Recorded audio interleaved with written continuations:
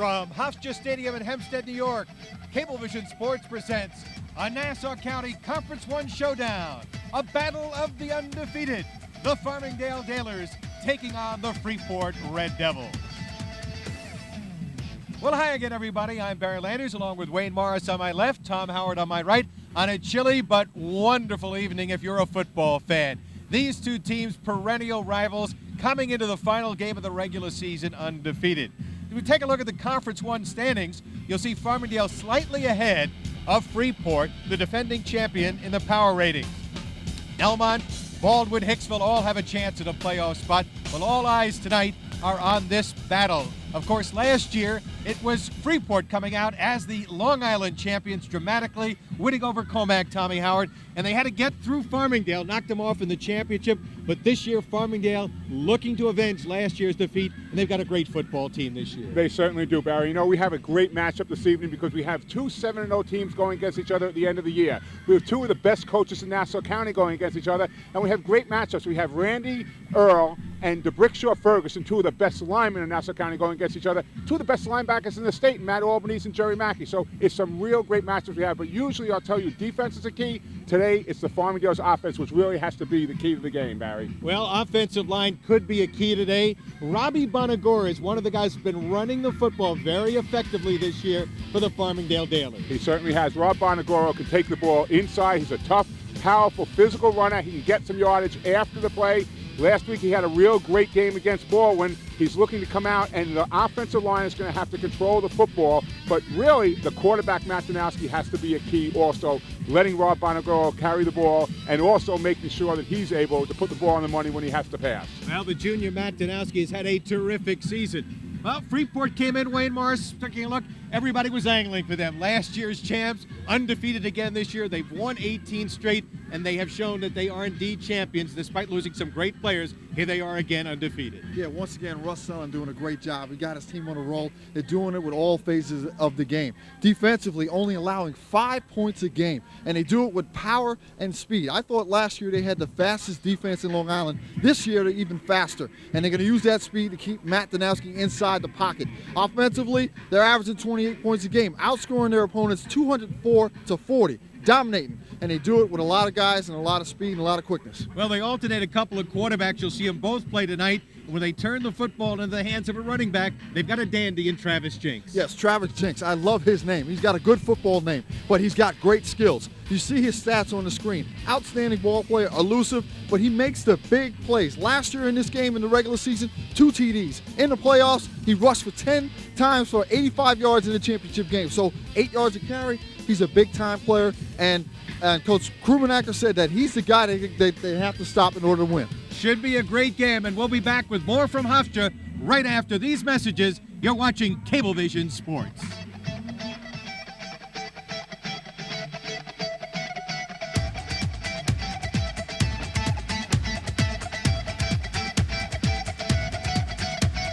Hofstra Stadium, Friday night football, only one team leaves with an undefeated record tonight. It's Farmingdale taking on Freeport. Well, good to see everybody. Jimmy Cavallo down along the Farmingdale sidelines. Welcome to our head coach's report. I'll be on the sideline with Buddy Krumenacker, the 9-year head coach of the Farmingdale Dalers. You know, when you talk football with Buddy Krumenacker, it's pretty simplistic. He wants to run the football, control the clock, and play rock-solid defense. When he talks about his defense, he knows he's got to stop the prime-time running back for Freeport, Travis Jinks. He hurt us in the past. Don't let him get into those cutback lanes. If Travis Jinks gets off tonight, it will mean that Freeport is running the football, controlling the clock, keeping Farmingdale's offense off the field. How about offensively for Farmingdale? They must find a way, in the words of the coach, to penetrate the Red Devil defense. They know they have been outstanding, letting up less than a touchdown a game. So he said, go out there tonight, let's penetrate these guys. Doesn't get too fancy from Buddy Krumenacker. He's a Bill Parcells kind of guy, nuts and bolts. Just go out there. Let's go after it. We came into this year with expectations. Let's finish it like we started. Now for a look what the Freeport head coach is thinking. We send it over to my partner, Hal Sass. Thanks, Jimmy. You know, I'm standing on the turf right here at Hofstra where last November on a cold afternoon, Mike Perhalis, the quarterback for Comac, sacked by Freeport's Eddie Gordon on a two-point conversion, and Freeport holds on to win the Long Island Championship. Well, not much has changed in the past year since that November afternoon. Of course, the quarterback is gone, Chris Richey, for Freeport. So how do you replace him? You replace him with two quarterbacks, one a sophomore, one a senior, one a better runner, one a better passer. They have a 7-0 record. They won 18 in a row. Things are looking darn good for Freeport. But how do you beat Farmingdale tonight? Well, they're going to have to stop the quarterback, Matt Danowski. Russ Ellen, the head coach of Freeport, says he is the absolute key in this game. He's offered a different look for this Farmingdale offense, a look that they have not seen in the many years that these two teams have played each other. So the key today for Russ Ellen and the Red Devils is stopping Matt Danowski. That's it before the start of this game. We'll take a break, back with the opening kickoff starting lineups right after this timeout. It's Farmingdale and Freeport up next on Cablevision Sports.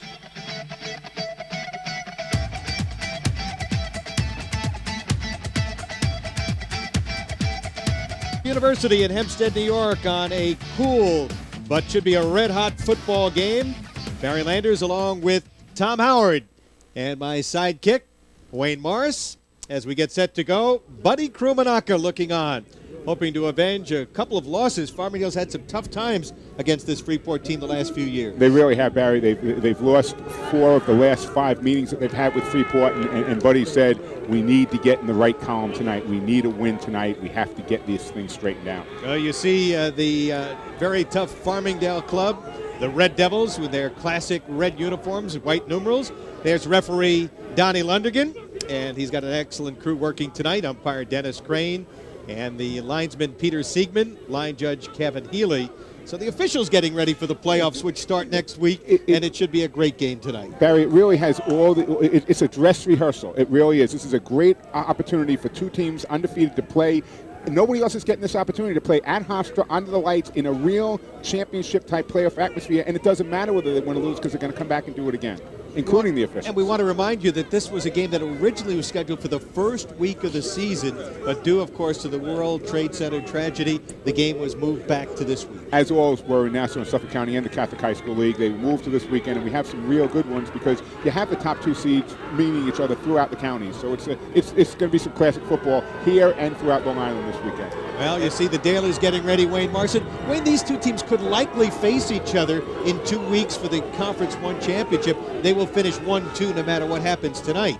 And what you do, this game, you have a chance to send a message to the other team. You come out here and smack somebody in the mouth, you're planting the seed for 3 weeks down the road. So this is what's going to come out this game, the emotion and the confidence level. If Farmingdale can come up with a victory, it gets their confidence level up because they haven't beaten them in a while. And if Freeport wins, it's just Farmingdale might say to themselves, we cannot beat these guys. So it's very important. Okay, right off the bat, Farmingdale got what they wanted. They wanted to win the toss to defer so they could go on defense first and still get the ball back in the second half. They will be kicking off, Barry. Danny Sion will be kicking off to this superstar, Travis Jinks. He can fly. Travis, number 21, standing back at around the 10-yard line. And he angles it to the far side. Huggins will take it at the 25, and Huggins will be driven out of bounds. Huggins, of course, just back from a broken hand that he suffered in the second game of the year. And they must have not been watching last year's playoffs because they turned back for a touchdown in the opening round of the playoffs. So, they kick it away from Jinks, but they kick it to Josh Huggins, who ran the ball back last year for a touchdown in the playoffs. So they got dangerous return men. Wayne, they always kick the ball into that right corner, and that's exactly what they did. Randy Bales will be starting. We mentioned they alternate the quarterbacks. He's the better throw of the 2 quarterbacks. Jared Jackson, Randy Mills will alternate. Randy's just a sophomore, but a brilliant future. And Randy right there bringing his club to the line of scrimmage. They work out of a run and shoot, basically 4 wide receivers and generally a single setback. This year, Freeport has an excellent running attack. A lot of times, depending on the quarterback, they're passing and running. This year, they may run a little more than they're going to pass, but looks like they're going to open up passing. Out of the shotgun at the 30-yard line, looking downfield, throwing for the sideline, and it is going to be complete at the 45-yard line as he found his receiver, Javian Eason, for a nice gain of about 7 on the play. And I like what Jamie Neeson did. He came back to the ball, helping his young quarterback out. First play of the game, he's running an out route here at Hofstra Stadium. And we get the offensive line. The Brickshaw Ferguson, running up last year for the best lineman in Nassau County. The Jerry Mackey. Here we go. What are you doing? Mound, Grubbs, and Gutierrez. Good line. Grubbs an outstanding player, but just doesn't get the recognition, perhaps. But he and Mackey and Ferguson, outstanding players. Ferguson and Mackey on the same side of the line. Mills to throw, throwing deep. It could be a pickoff here, and he overthrows his receivers back defending on the play. Brendan Skakani almost picked it off. And what happened, guys, was Josh Huggins and Delliston, number 26, got caught up into it. They tripped each other down. So he was thrown on timing, and what happened, the two receivers collided, so there was nobody out there. And we talked about Jinks in the open. Rettmeyer, Eason, Barrett, and Delliston. The explosive set of backs. Brings up a key third down situation because Farmingdale's strength in the defense is the run defense. It's almost a running situation, 3rd and 1.5. So let's watch and see what happens, Barry. Janae Delliston lines up wide to the left. They go to slot to the left side.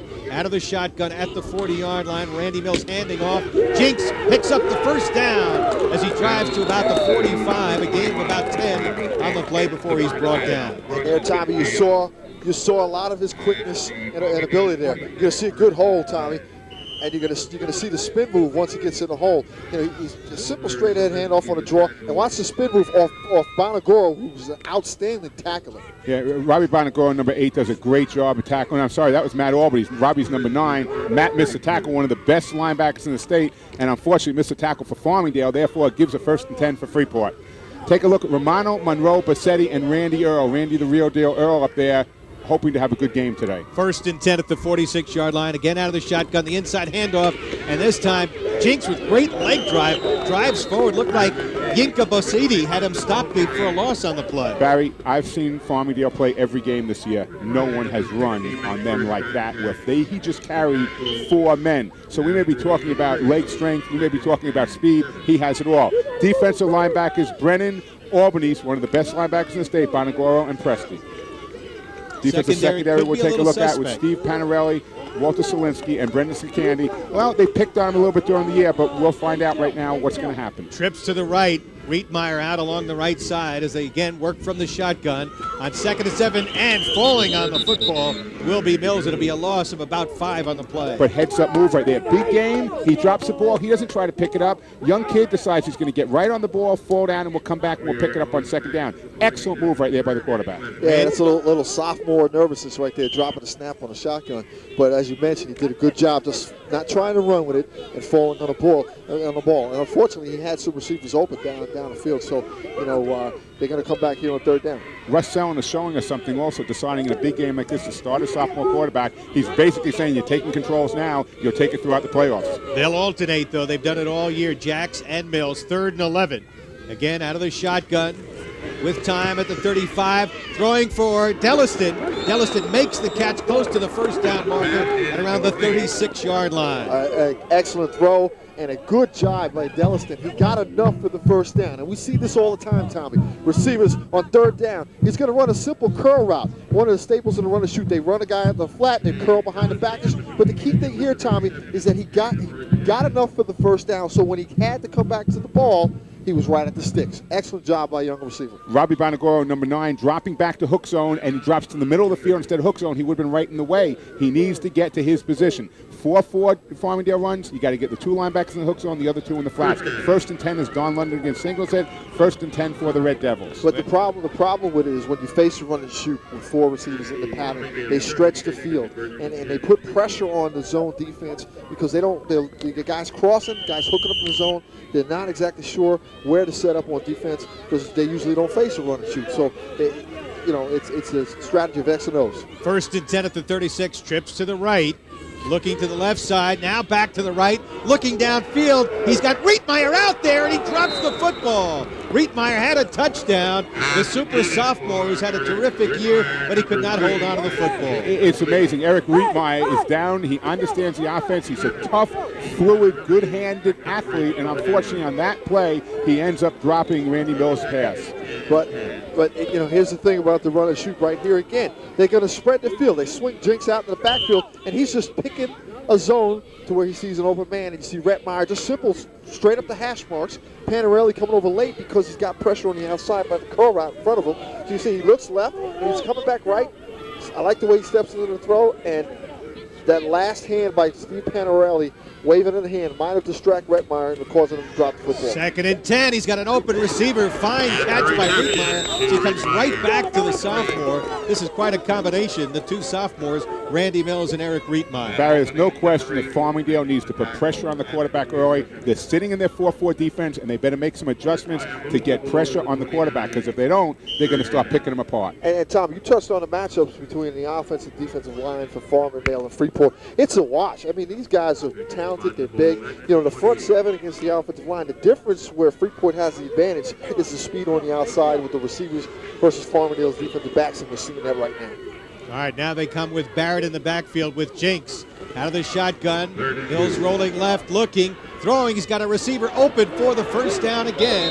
And it is Reitmeyer once again coming up with the first down catch. One more time, Barry. Farmingdale is rushing 4 men. Even the linebackers looking to blitz and decide to come back. They might have been faking it, but they need to put pressure on the corners, and they're not getting the pressure on the corners. And you know, Farmingdale's playing the zone, which usually confuses a young quarterback. It's easier for a young quarterback to throw against man-to-man. But here, you're going to see Jinks helping out on the corner. They seal the defensive end, and he's just picking the open man. But when you have that means you can blitz a linebacker, and that's what they need. They just double-teamed a man on one side. They double-teamed Randy on the other. If 4 of their offensive players are doing that, there has to be freedom for a linebacker to get in. 1st and 10 from the 23, trips to the right. They go, quick hitter Jinks into the secondary. 1 man to beat. Jinks will go for a touchdown. 23-yard burst up the middle by Travis Jinks, his 13th rushing touchdown of the year. And I tell you what, we talked about the spin move on the first one. He puts a move on the free safety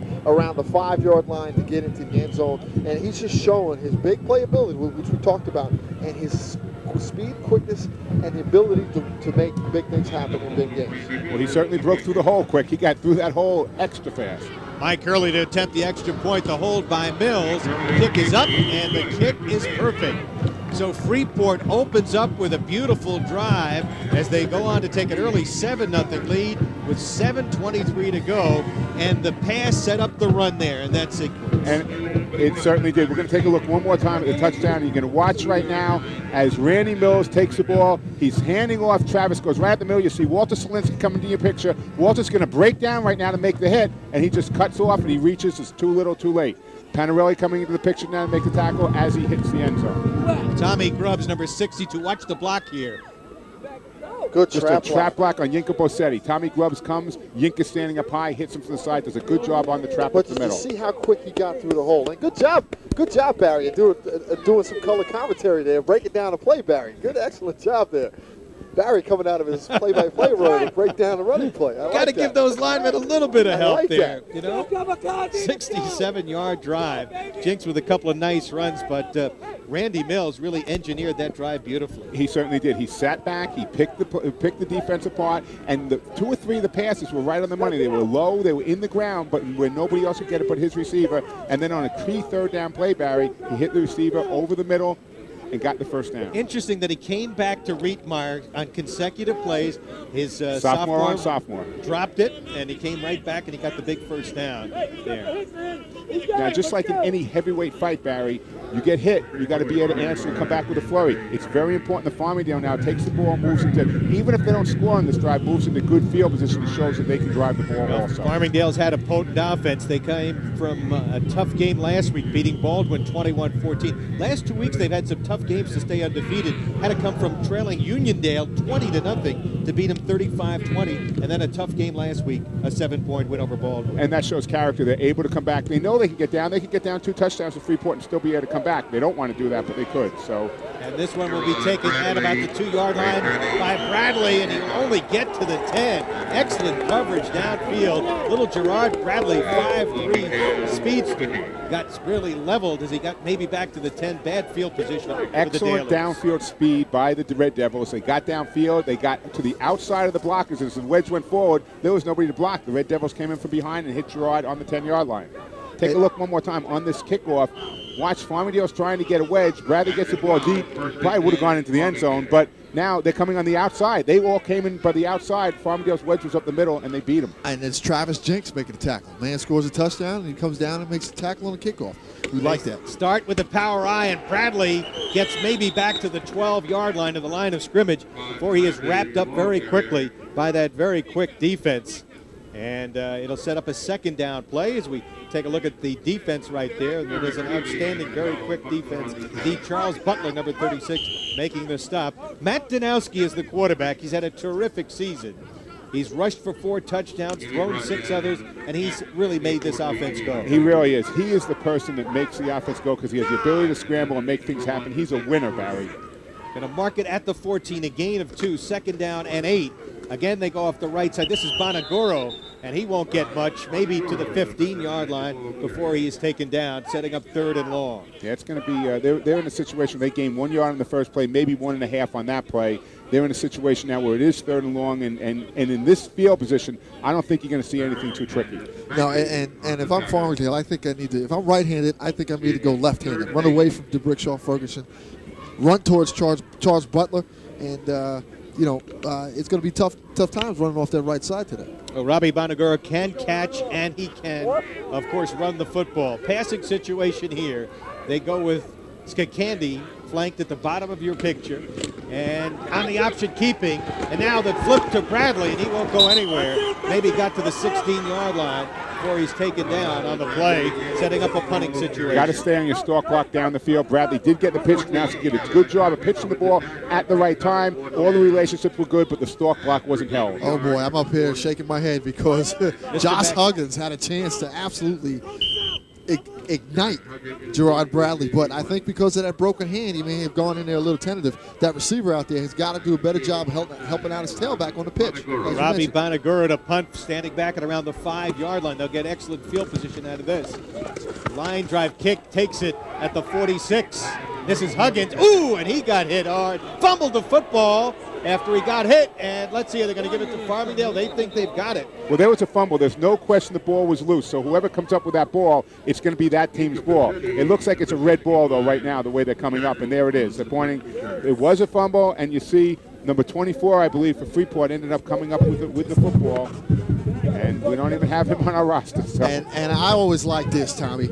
You know I'm a receiver, but I like talking about the big guys running down on the kicks. Number 65, Yinka Bosede. When we see this replay, you're going to see him hustling. We catch the end of it, and he makes the big hit, causing the fumble. So far, we got our big-name players showing up so far. Number 2 is the one who came up with the football. That's Steve Barrett, and he was the last one to jump on the pile. Well, Bosede really gave him a shot. And now Freeport, which marked 67 yards in their first possession, takes over in great field position at the Farmingdale 43-yard line. And as we mentioned, they have been alternating quarterbacks. Right now, Huggins will line up with Eason and Rietmeyer as 3 wide receivers in a trips to the right formation. Everybody else still back in the huddle. Well, they have it, they'll signal back into the quarterback and tell him what patterns they're going to end up running, Barry. And basically, this is a set play. You can see he's coming out of the T formation, out of the shotgun, which he ran a lot in the first series. On 1st and 10. Here's the handoff. Jinks taken down. Excellent play by Danny Brennan, the outside linebacker, number 5. Danny's a great athlete. Excellent lacrosse player, face-off lacrosse player on the Farmingdale team, and has good speed. And you saw right there, came up, made the hit, and did what was necessary, because if he would have broken that corner, it could have been off to the races. Let's go down to our colleague on the sideline, Hal Sass, fellas. Thanks, Barry. Eric Rietmeyer, injured on that first possession, came down hobbling a little on that left ankle. It was an ankle that he injured last week. It was a sprain. He worked out this week, was able to play with it. He rolled it on the turf here. He went over to the sidelines, taped it up. As you can see, he's back in the game. He's a tough kid. He said he'll be okay. Back upstairs. All right, Hal, thanks very much. Pass goes to Rietmeyer. Rietmeyer gets a nice block from Delliston down the sideline. Rietmeyer stepping out of bounds.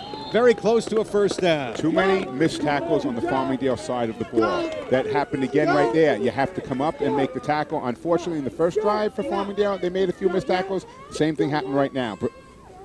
Yeah, and the corner, Brennan Skakandi comes up and takes a wrong pursuit angle. It's a screen to the outside. They're blocking. He's trying to get to the outside. You got to come up and take away that outside shoulder. You can't go for a fake inside and give up the outside. So, he's got to do a better job at coming up and forcing it back into his help. Very important that you do force it back in, because remember, if you're the last person, there are 10 men inside of you, so force it back in. There's no one outside. You turn him out, he's off to the races. Riedmeyer has had 5 touchdown receptions so far this year. He'll line up as a wide receiver to the right on 3rd and short here, 3rd and 1. They'll operate from the I formation. Let's see if they go deep. Everybody else in tight now.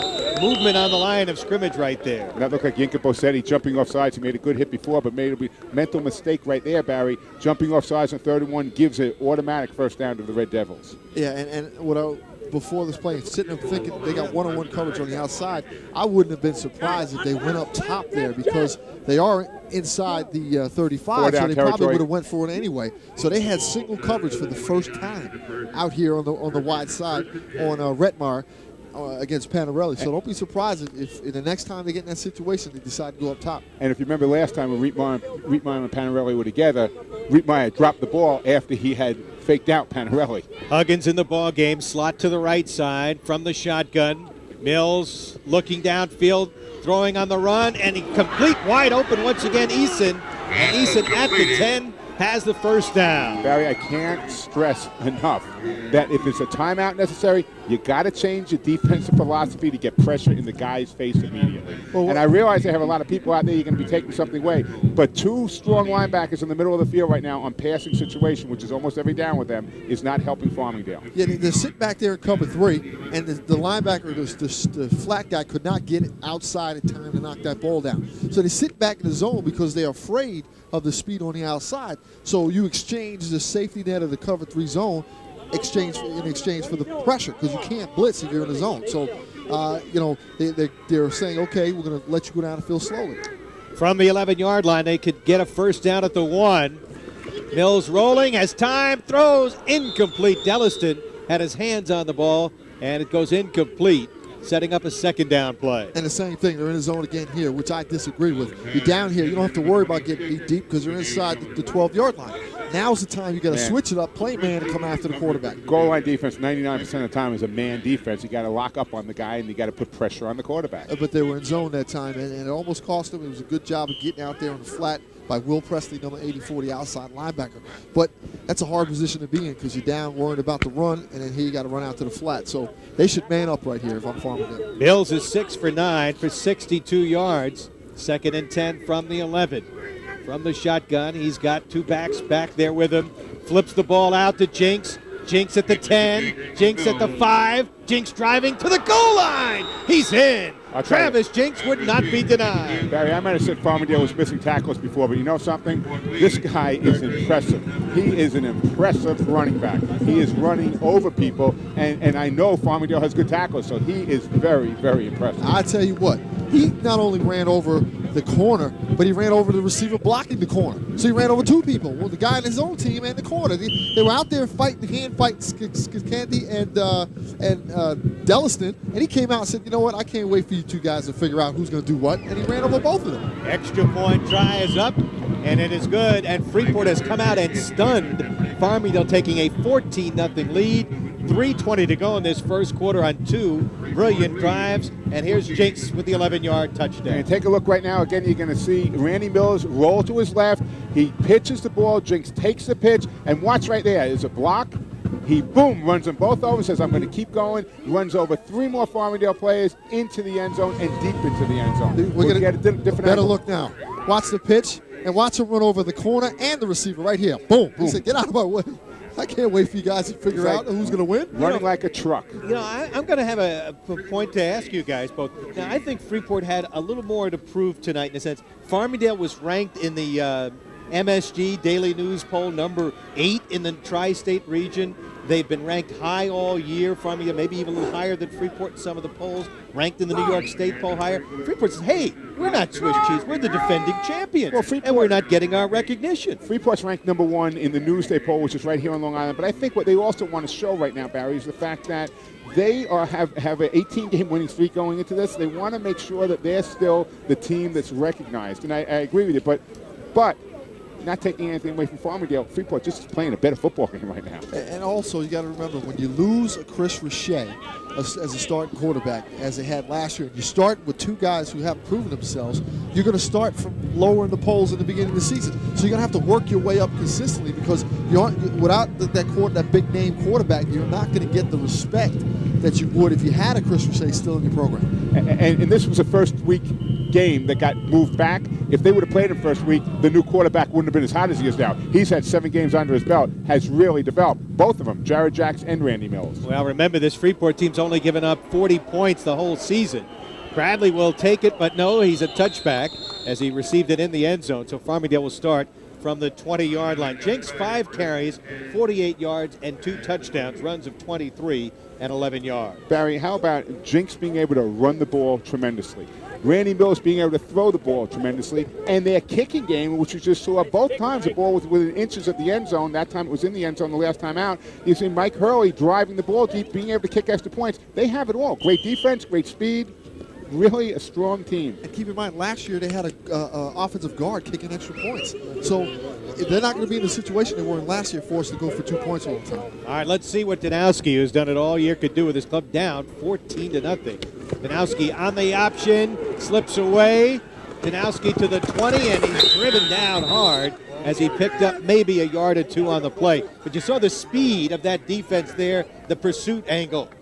They're a very, very quick physical defense, and when you see Matt, a white jersey, out by himself on the corner, 7 red jerseys around him, you know that either the blocking isn't there or Freeport can get to the ball quickly. And it was outside linebacker Eric Healy that made that play. Okay, let's take a look at the Farmingdale offensive starters. Matt Danowski, as we said before, the quarterback, and you can see right there his stats for the year. So far, 6 TDs, 7 interceptions. We'll take a look at the offensive line and the backs and receivers after this play. And he's also run the ball very effectively for 461 yards, averaging 6.5. Rolling to his right, he's being pursued by Ferguson. Throws on the run and throws it out of bounds. Incomplete. There is a late flag on the play. You're going to get a late hit. Ferguson ran a long way to get to the quarterback, and he said, "You know what? I'm going to get a hit in regardless." But Danowski is down, and this could be devastating. Danowski is down for Farmingdale. Not just a late hit and possibly a hurt quarterback, which is devastating for Farmingdale. Well, the way they fell, I'm guessing it was maybe the wing just knocked out of him and he fell on the football, because Ferguson fell on top of him. And usually when that happens, you get the wing knocked out of you. You want to make sure it's that and not a shoulder, right? Well, Danowski's had a terrific season. He's an outstanding lacrosse player, an All-American as a sophomore. He's been a very elusive runner. And let's take a look at the hit, as it will be a personal foul. You can see Danowski sprinting to his right. Wasn't even a play-action pass. It's just a sprint-out pass. He gets to the corner. His receivers are not open, so he keeps the ball. He's trying to find somebody who's getting open. Can't. And there's the hit right at the sideline. And the call was, I guess, the late hit, so picks up the 15 It was a proper yards. call. Ferguson has to learn how to slow up and play that sideline and let up on a quarterback. Lou Getzelman is the backup quarterback, number 12, and they'll stay on the ground with the inexperienced quarterback, the junior quarterback, in there. Bonagura picks up about 3 yards on the play, setting up a 2nd and 7 as they continue to work on Matt Danowski. And, of course, Matt's father is John Danowski, the outstanding lacrosse coach here at Hofstra University. I'm sure he's here watching the game as we look at the Farmingdale offensive line. Bassetti, Hind, Scott Dale, it's Gale, not Dale, but Kane and Williams are the starting linemen for Farmingdale. Bonagura, Earl, Albanese, Presti, and Solinsky rounding out the backs and receivers. Stay on the ground and nothing going right there. Bradley stopped. A loss on about 2 on the play. Jerry Mackey, the middle linebacker, coming up, making the hit. When you talked at the top of the telecast about the speed of Freeport, how it could be faster than last year's defense, and we're seeing that right now. That defense is quick. And he got Butler, Grubbs, Tulaja, and DeBrickshaw Ferguson up front. And DeBrickshaw is a great one. You got to keep an eye on him. And then Healy, Mackey, and Barrett are the linebackers. Mackey, of course, headed to Syracuse. And then the speed of the secondary: Huggins, Paul, Eason, and Travis Jinks. All right, on 3rd and long, they'll stay on the ground. Bradley spun and driven down. He's only 5'3", 145. As he got to the line of scrimmage, maybe got a yard before he was brought down on the play.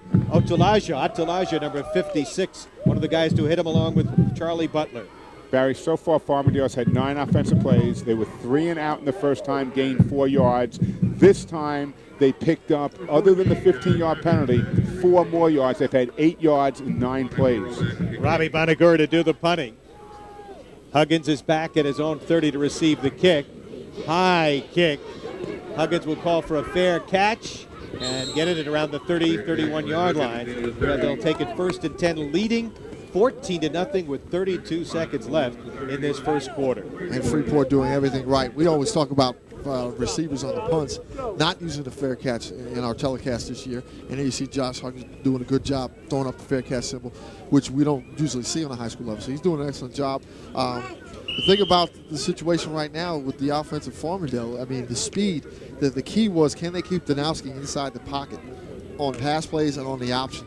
And they've been able to do that so far. And Danowski, hopefully he's all right, and hopefully we'll see him back in the next series for Farmingdale. Out of the I formation, we said they use a lot of formations. Now they're working out of the I. Jinks again, slides to the left, breaks one tackle, and driven down. Coming up was Albanese after he initially got away from Robbie Romano. And I'll tell you, I just saw number 40, Mike Monroe for Farmingdale, who's a real tough inside defensive lineman, go down, and he's limping off right now with an ankle injury. So Farmingdale is getting beat up also, where they're getting little nicks and bangs here. You see Monroe right there going off the field, and that could be a big loss for the defensive line for Farmingdale. He makes things happen, 5'10", 200-pound junior. It's had 30 tackles, 3.5 sacks, a gain of 2, so it's 2nd and 8. And now they line up with a slot to the right, actually 3 wide receivers to the right side. Huggins is in the game offensively, number 14. An uncovered receiver out here on the right side. They've got 2 defenders against 3 receivers, and whistle and flag is thrown. And they were going for the quick screen, and I think that's an audible call, which it should be in the run and shoot. In the run and shoot, whenever you have an uncovered receiver by formation, it's what we call a hot pass. And what you do is you look out at the receiver and you just give him a little wink or something, and they know right away that whatever the play is, he's just going to take one step back and hit you in stride or standing still. And then you got a block on block out there with both men on the 2D. And if you have a fast team like Freeport is, you could just split right down the sidelines. As a defense, you have to cover up the receivers. You have to either go to a nickel, or your linebackers have to just open up their split a little bit. That's why in the run and shoot you could run a little bit easier, because you do drag the defender outside of the box. 2nd and 13. Again, 3 wide receivers. Only 2 men defending him on this near side. At the bottom of your picture, they'll stay on the ground.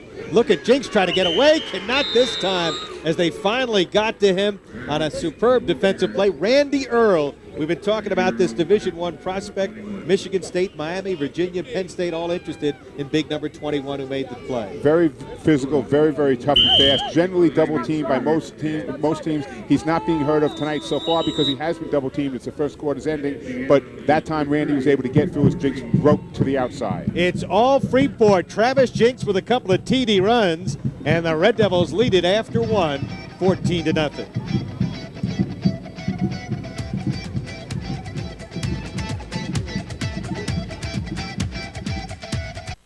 Back at Hofstra, Barry Landers along with Wayne Morris and Tom Howard. And let's go down to Jimmy Cavallo. Guys, the update on the junior QB for Farmingdale, Matt Danowski, and a picture worth 1,000 words. There you go.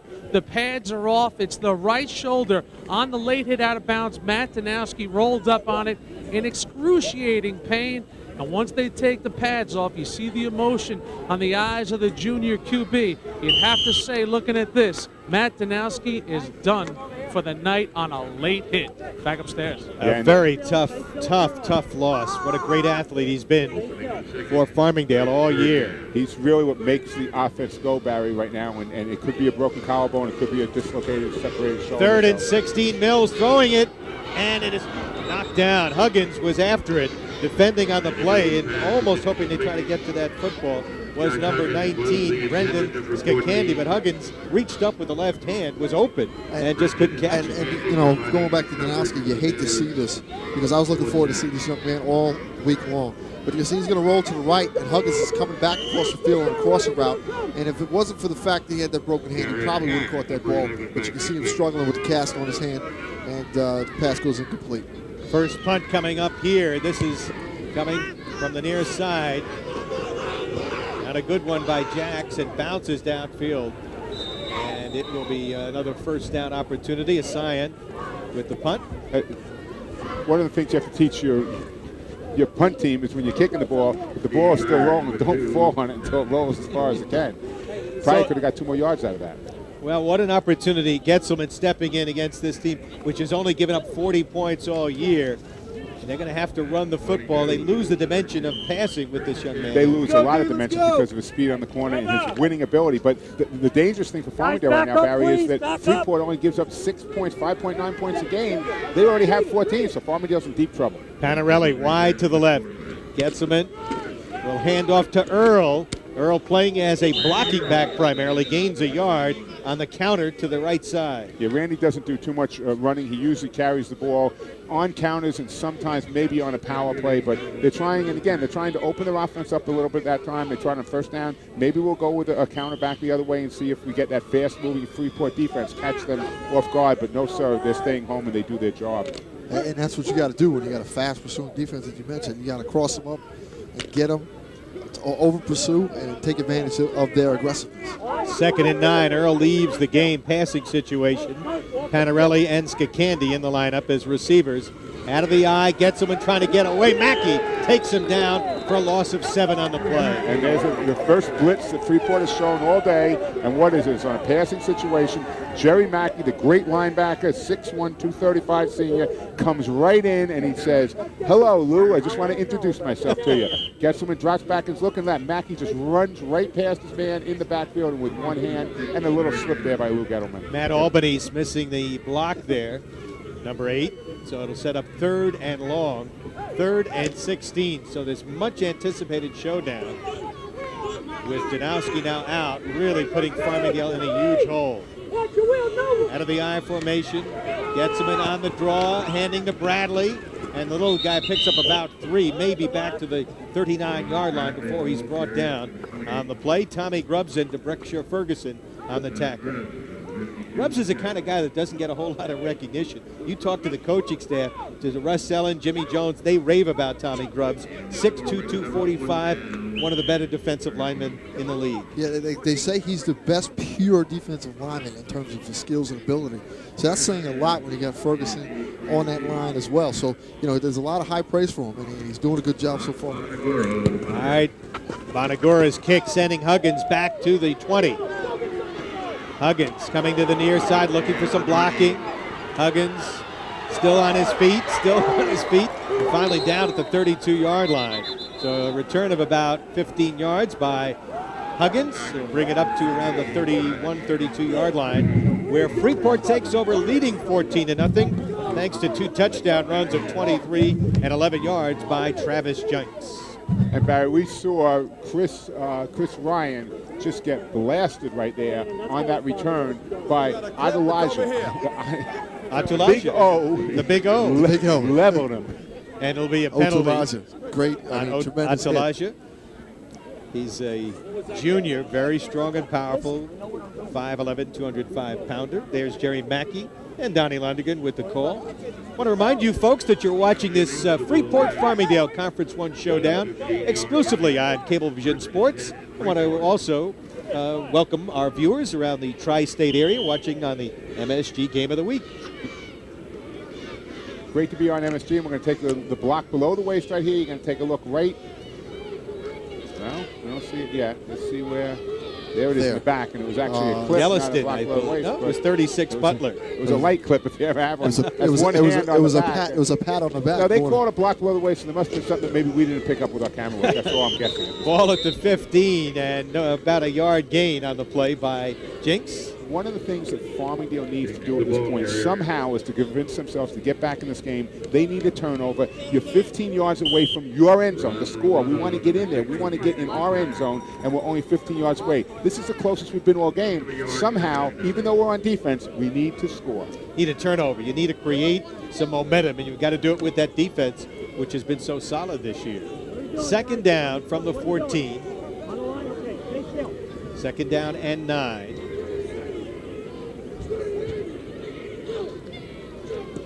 Make it the 16-yard line. Again, they'll stay on the ground, and this time they got excellent penetration by the defensive line, and a good job by Bosidi as he stopped Jinks. Now Jinks has carried the ball 9 times for 52 yards. We mentioned before about Yinka Borsetti. He's a weight room type guy. He's winter and spring track guy. Good football player, very big, and he's a young kid. He has 16 and a half feet. He's going to be looked at by lots of major colleges. They didn't get a good look at him last spring, but now they're all starting to come in on him. Maryland, Georgia Tech, a couple of the schools, and Hofstra's shown some interest. Well, Hofstra's definitely interested in him, and maybe he'll like playing here. You know, he gets a good feel here. Maybe Joe Gardy would like to keep him around. 3rd down and 11. The ball back at the 14-yard line from the shotgun. Mills back to throw. Now scrambling, running. Bonagora misses him, and he's down, maybe shy of the 1st down, but not before he picked up about 10 of those 11 yards. He's going to be short. Yeah, he's going to be short. It's a 4th down situation. It's definitely a punting situation as far as I'm concerned. But you know something? Freeport has the ability to pick up the 1st down if Russell wanted to take a gamble here. You're going to watch right now. Mills takes the ball. He scrambles. He doesn't see a man, so he just puts it away, and he does just a real good job. You see right there, number 9.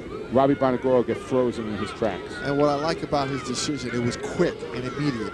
He didn't make that sophomore, I'm going to take my time decision. Jacks to punt. Nobody is back to receive the kick here. They don't think they're going to kick.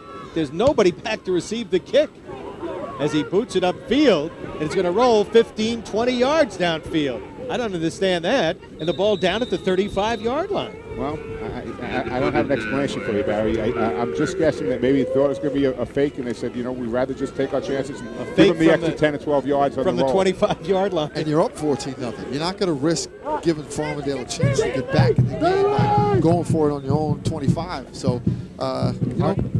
When you look at that, it's called the risk-reward ratio. And what is the risk and what is the reward? Well, the risk is giving the ball up on your own 25 and letting Farmingdale back in the game. What would the reward be? To get one more yard and still have 70 yards to drive. So definitely it was smart. That's a 40-yard exchange there because they had the ball at the 25. Now they've got it at the 36.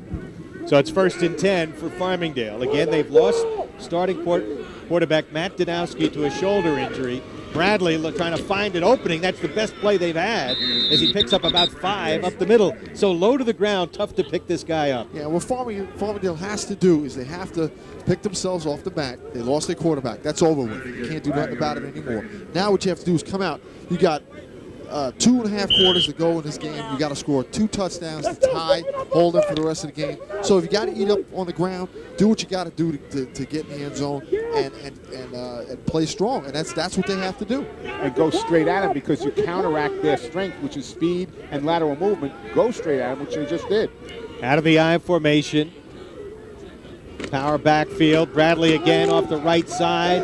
And he's so small, they drive him back as he picked up a couple of yards on the play. Barrett, the outside linebacker, number 2, coming up with a nice defensive play along with JV and Eason, number 8. And you mentioned Eason. He does a good job of coming off the corner, closing down the end here. Randy Earl trying to kick him out, but he does a good job of closing down on the guard who's also pulling, and it clogged up the hole, and it allowed Barrett to come back in. One of the important keys to this game is the offensive and defensive lines, and right now the line of scrimmage for the whole game so far has been controlled by Freeport. No question about it. Again, out of that power eye. Bradley looking for an opening, will not get it. Bradley stuffed. He tried to squirt his way through. Jerry Mackey on the tackle. And what you saw happen there is as Farmingdale was blocking, Freeport met them. No one went anywhere, and Gerard Bradley ran into the back of his own man, so he tried to spin out, and there comes the strength of Freeport speed, fill the hole, knock him back, no gain. What's happening? Sorry, Barry. What's happening, as you mentioned, the Freeport front 4 getting a stalemate, and then the speed of the linebackers and secondary coming and closing on the back. They don't have a chance. Bonagora to punt. Steps forward, booms a high end-over-end kick. Huggins will watch this one bounce and takes a Freeport bounce upfield and will be down at around the 31-yard line where it'll be 1st and 10 for the Red Devils. They scored in their first 2 possessions. Farmingdale stopped them the last 2 times they've had, and Farmingdale unable without Danowski in the lineup to generate any offense. He makes things happen on the offense. I really believe at this point they're a little scared to throw the ball with Lou, so they're going to, with Matt, they'd have no problem in taking some chances, putting it up. You have to play conservative. They're really going to try to hang in here, I believe, for the halftime, and then maybe make some adjustments in the locker room at halftime of what we could do. Well, if you remember last year's game in the regular season, it's the same thing. They couldn't run the ball. They got stuffed in the first half, and then all of a sudden they opened it up in the second half, and they made it a game. They took advantage of the Freeport secondary last year, which was the weakness.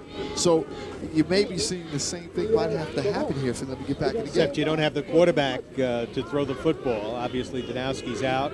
Last year, they did have a quarterback who could throw the football. Tommy Sinelli did an excellent job.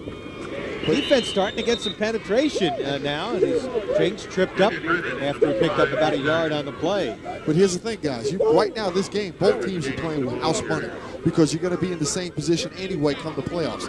So what you got to do here, in my opinion, is if you don't get Danowski back for next week, you have to give your young quarterback an experience in trying to throw the football. He can't do it in practice. Practice is not the game. So you're playing with house money today, so why not go out there and try to develop this kid because you're going to need him possibly next week. Well, we'll see what happens here right now. It is 2nd down and 10 from the 32-yard line. 4:15 to go. Freeport in the first half with a 14-0 lead. Mills, quick pitch out here to Rietmeyer. Rietmeyer will not get away from the fine open field tackle of Brendan Skakandi. I'm surprised, though, Freeport now has gone away from what they came out in the beginning. They went trips one way, they went split the other way. They started just pitching and tossing and working down the field. They've gone more to their running game in the second quarter, and they've gone to some shorter passing plays, and I think they've really stifled themselves a little bit with that. But it's not necessary to open it up. You're up 14-0. So now I really think that Russ Sullivan can sit back a little, be reserved. And as Wayne pointed out earlier, you don't want to give away the whole story. You may have some things in store in a couple of weeks that you don't want to give away for the play. I don't know that there's any trick plays that these guys have here. I mean, they're just going to move the ball. This is Freeport. They've been playing the same offense for the last 10 years, with Russ, and Farmingdale's been playing the same offense that they play. So there's not much they're giving away. 3rd and 14 from the eye. Mills has been in there all the way. Rolls to his right, looking in trouble, and stumbles and falls back at the 21-yard line. A loss of 6 on the play. Yeah, he tried to come back, and he actually just went down himself at that point. Farmingdale player was there just to put the finishing touches on, but that was another 3-and-out, 2 3-and-out in a row for the Farmingdale defense as Freeport comes out. Farmingdale has to get a man back right now to catch. It's a little disorganization there going off and on the field, but get a man back to catch the ball. Now they've got 2. 2 guys go back to receive the kick right now. Catch it in the air. Yeah, because here's a chance for Gerard Bradley to make a big play in the open field. Poor kick. And it will take a Farmingdale bounce and will be at the 45-yard line. The line of scrimmage was the 21. It's a 24-yard kick. One of the things I've noticed is the Freeport up back keeps backing up. He's getting very close to getting kicked in the rear with that ball, and that could be the break Farmingdale needs. And that also be very embarrassing in the film room. But, Farmingdale, they have another chance. They're at midfield. You can't ask for better field position. Best field position of the day right now. They're on the 44-yard line going in. Haven't crossed midfield to this point. I agree with Wayne. You've got to try to put it up to extend the defense a little bit here. I don't disagree with putting it up, but you got to put him in a situation when you put it up that he feels comfortable in. You're not throwing at your own 30-yard line. We've got a new quarterback in there for Farmingdale right now. No, Lou Getzelman is still in there. Beg your pardon. Handing off, and the big guy, Bonagura, finally gets some yardage to at the 36-37, a gain of about 7. You talk about situations. You have one right now here, Tommy. It'll be about 2nd and about 2.5. This is the time to go play action, get the kid's feet wet, go into the sideline, or a little waggle or something. Get him something easy. Put him in a situation where he has 3rd down and still get the 1st down. And they are. They're opening up their offense, and I agree with you 100%. Put him in a good situation. You still have 2 downs to come back and get it. There's not much time on the clock. And the quarterback will keep to pick up the 1st down as Getzelman crosses the 35 to around the 34. Looks like they may stop the clock here, perhaps to measure. Man, he just needs anything, a screen pass, something simple to get him going. And you're going to have to take a shot. I'm not saying, open it up, run and shoot. Let's throw it down the seams, 25 yards. I'm talking play action in the flat, some screens, something to get him going because you're going to need this kid if Danowski doesn't come back tonight or next week. Well, you also have 1:42 left in the half, so you're going to have to put it up at some point. I mean, there's no question about that. They did pick up the 1st down. Clock continues to tick. Skakandi lines up wide to the left. Panarelli wide to the right out of the I formation. Off the left side, Bradley looking for an open field at the 30. tripped up on a fine open field tackle, and Eason coming up with a very good tackle in the open field. Excellent tackle. They're sitting back in that cover two, Tommy, and that's what you got to do as a safety. You read, run, you come up and fill, and that's what he did. Great tackle on a hard kick to tackle because Gerard Bradley's short and he's quick. But watch how he takes the handoff, gets to the outside, but watch how he comes up, and he actually gets him right at the ankles. Both, boom, legs, brings him down. Does a real fine job coming up with that hit. Second down, they'll stay on the ground, and Bonagura will pick up very little yardage. They'll stop the clock here with 49 seconds left. Timeout taken by Farmingdale. It'll be third down. Here's a look at Robbie, the senior, 5'11", 200-pounder. He's been a terrific lacrosse player. In the last couple of years, a fine football player. Yeah, he certainly is. I mean, he's an all-around great athlete, okay? Able to run the ball and has done so very hard inside runners so far this year. Again, having a difficult night so far against Freeport because of their great defensive line, but is able to catch the ball out of the backfield and also run the ball off tackle. Came in with 9 touchdowns rushing, also caught one as a passer receiver this year. And he's averaging 5.5 a carry, but when you play a defense like Freeport, your average per carry generally goes down. When you're playing a team that only gives up 5.9 points a game. I want to remind you folks that well, I'm in Queens and I can't get that show, so there's a problem there. Maybe I got to move out to the island town. You got an extra room in your house? Absolutely. Well, Travis Jinks has had a fine first half. Got off to a great start. The 2 touchdowns of 23 and 11 yards. They've held him pretty much in check outside of those 2 runs, 10 rushes, 52 yards. Travis said, my job is done for today. I got 14 points on the board for our team. When we put 14 up, we don't lose. All right, big play coming up for Farmingdale here, guys. 49 seconds to go. Third down and 3. What do you look for, Tom Howard? Well, I think it's going to be some type of a play-action pass out in the flat, something short. They're in the power I. They're not open, but they're going to give it to Bonagura. Bonagura has the first down inbounds as he'll get to the 18-yard line. It'll be a gain of about 9 on the play. It'll be a first down. Terrific block by Randy Earl. He wiped out the entire left side, took Josh Huggins and drove him about 7 or 8 yards downfield, and that opened up the corner because he saw Bonagura bounce to the outside once he saw Earl's block. Good job of blocking, good job of running. Very quick to the line of scrimmage. It's now 1st and 10 at the 19. Gets him into throw, throwing for the end zone. He's got Bonagura out there, just over his head. Robbie turns around. Instead of running straight, he turns around to look for the ball. He trips on his own feet. Keep running your route. He would have had the ball. He was wide open. They snuck the back out of the backfield directly down the middle of the field. They had the 2 deep. They split. They both went wide, and Bonagura was wide open, but he turned around and looked for the ball instead of running straight, and he trips looking over his shoulder. Perfect pass, and this is what I was talking about. Give the kid a chance to throw the ball. Look at this pass, Tommy. Down the center of the field, perfect. Perfect. He just got crossed up, as you mentioned. Kind of like a center fielder running with his glove up. You got to run to the ball, then put your hands up. So a little confusing. All right, Bonagura is the tailback right now as they go with a power backfield. Play action, looking, throwing sideline, out for Earl, and it's knocked down. Looking for Earl in the end zone as the ball was batted down. And once again, it was Javian Eason. Excellent defensive job going up for the ball. And what Randy does, and he doesn't come out of the backfield too often, is has to also go high for the ball. He waited for the ball as a defensive back, did a great defensive job trying to catch the ball at the highest point. Yeah, but my problem is here, you're taking a power back and putting him in a position where a wide receiver should be down the field trying to make a catch over a defensive back. That's a tough position to put Randy Earl in. He's a defensive end and a blocking back. You got to get your receivers involved. Same thing happened with Bonagura. He's not used to running down the seam to make catches.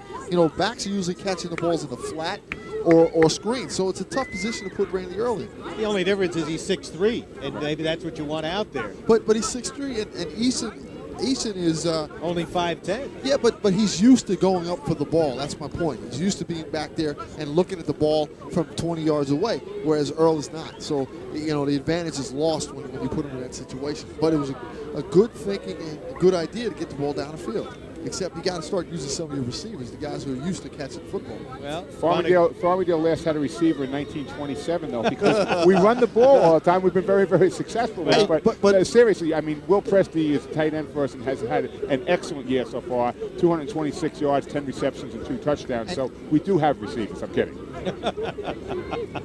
Tom Howard, of course, the athletic director at Farmingdale. He says we do have receivers. In case you folks watching on the MSG game not aware, there's Buddy Krummenacher concerned right now. Starting quarterback Matt Danowski done with a shoulder injury. Lou Getzelman with 3rd and 10 from the 19 with 26 seconds left and 1 timeout remaining. Getzelman with time, throwing, and there was contact. Flag is thrown. Presti was the intended receiver. Down at about the 4-yard line, there was contact with the defender. Looks like Paul, number 23, might be the guilty party. Yeah, Presti ran a flag and then back to the post, cut up. The ball was a little overthrown, but there was a man in the way, and they're making the defensive pass interference call on that. And it's going to move the ball half the distance to the goal line. It'll be on the 10-yard line. It'll be 1st and goal from the 10, but only 20 seconds in the half lane. And Russ Ellen's upset because he's saying this ball's not catchable because he was covered. Well, high school football, catchable balls don't matter. It doesn't matter. It's whether or not the offensive guy ran into the defensive, which I think might be, the offensive player, I think, ran into the defensive player, and the call was against the defensive player. That's what, I saw a different thing than the officials saw. Let's put it that way. Good block by Drew Kane to keep Mackey from getting in. And right now it is goal to go at the 9.5-yard line. 20 seconds left. Can Getzelman get him in the end zone? Out of the eye. With time. Throwing, and it is dropped. Dropped by Steve Panarelli. And there's one of our wide receivers, one of the better athletes at Farmingdale High School, and he drops the ball coming in. Again, a nice route. He ran it. It was perfect. And Louis Gettleman's doing such a tremendous job of putting the ball on the money right now. I hate to say I told you so, but as you mentioned, take a look. He drops back. He puts the ball right there. It was a touchdown, and it was dropped. And we talk about sophomore quarterback coming in reserve, but here you got these seniors not making plays for him. You got to make plays for your young quarterback. All right, down to 15 seconds to go for Lou Getzelman. From the 9-yard line. Looking, throwing, Panarelli! This time will catch it for a touchdown. How nice to come back. As you said before, they did it with the 2 sophomores. Well, the 2 senior and a junior this time teamed up, and he came right back. Steven brought the ball in this time, used his hands instead of his shoulder pad, brought it in for the score, and with 10 seconds to go in the half, Farmingdale has an opportunity to cut the game in half and stay right in it. And good job by Getzelman finding the seam in the zone once again and hit Panarelli in the slot. Now, I got a question why Freeport's down here playing zone inside the 10-yard line with the athletes they have, but excellent job of reading the defense by Getzelman. Important extra point coming for Danny Sion. The ball bobbled, and this time Panarelli snowed under at the 19-yard line. Barry, Matt Danowski is the holder. Matt Danowski's the holder. He's out right now. So what happens is Steve Panarelli comes in, who has the ability to do it, but it bobbles it. Well, I didn't get a good look whether it was a bad snap or whether Steve just bobbled the ball. Danny Sion, waiting to kick the ball, was unable to. Great pressure by Freeport coming in. Extra point, no good. Farmingdale still on the board with a 14-6 score. Well, 10 plays. They took advantage of the field position, 44-yard drive, a little over 2 minutes and 20 seconds. And Getzelman hitting Panarelli with the 9-yard touchdown pass. And, they opened it up. They must have been listening to us up here, but they opened it up, and they caught a break on the pass interference penalty. But you make your breaks because if they didn't decide to throw the ball, they would have got that penalty. So they do an excellent job of changing the game plan. Okay, take a look right here. Drops straight back. He sees the man over the foul the whole way. Panarelli cuts to the inside, catches the ball right on the goal line, makes the hit. Ball crosses the plane of the goal line. It's a touchdown in high school football. It's basically the same play to the other side that he dropped the play before. So Panarelli does the same thing, runs a slant route, and does a good job of coming back after dropping the touchdown pass. He's going to make the catch for the touchdown. Russ Selden didn't look very happy there. No, he wasn't on his defense. And on the other side, Bud Krummenacher, Pete Mallory, the offensive coordinator, have to be happy to watch Louis Gettleman take the ball and is able to throw the ball. Out of the 5 passes, 4 were on the money. Well, Wayne was calling for it. Wayne, the receiver here at Hofstra for so many years. Outstanding receiver.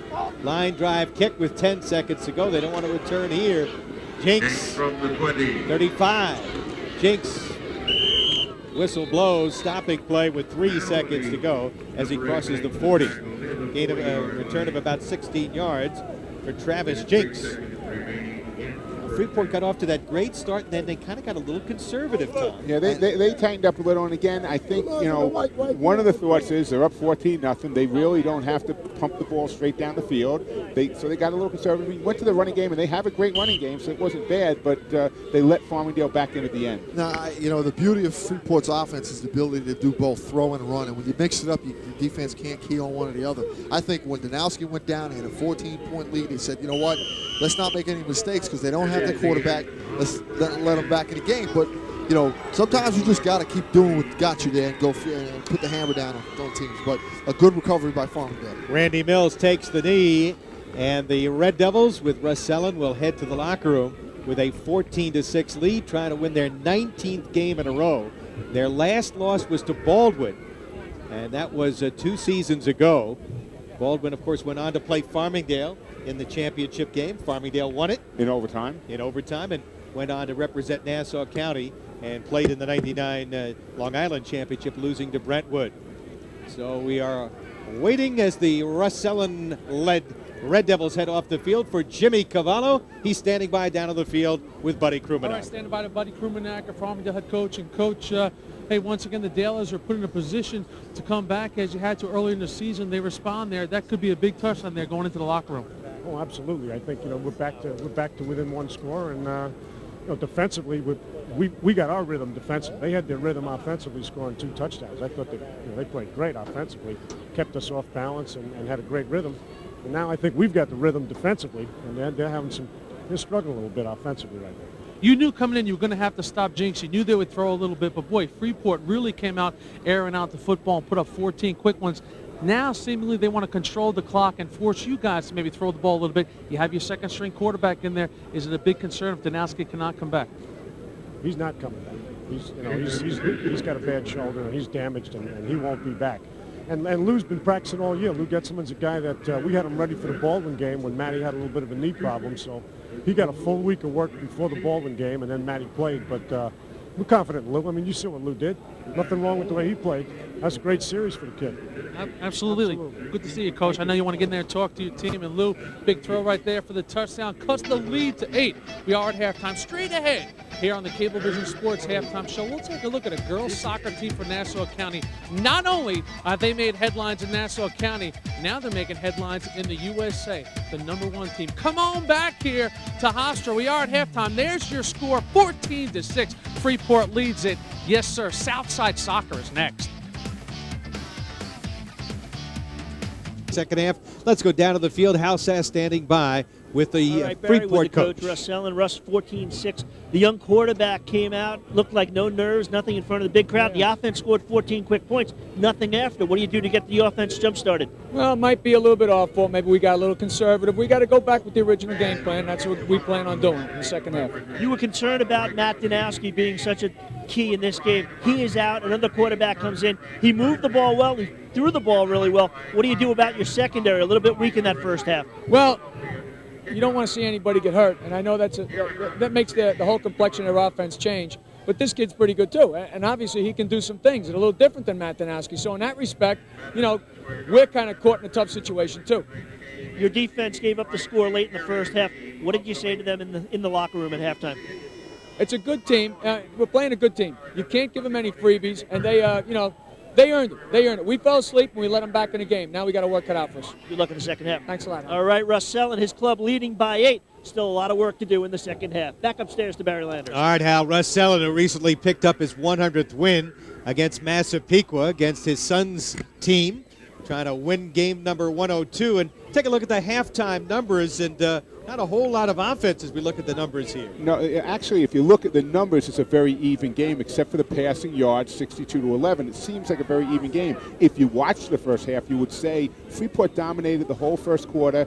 A little balance, and as Russ said, he was right on with everything he said. They did get a little conservative. They ran the ball a little more. Farmingdale, great run defense, stopped them, and we'll see what happens in the second half when Freeport puts it up again.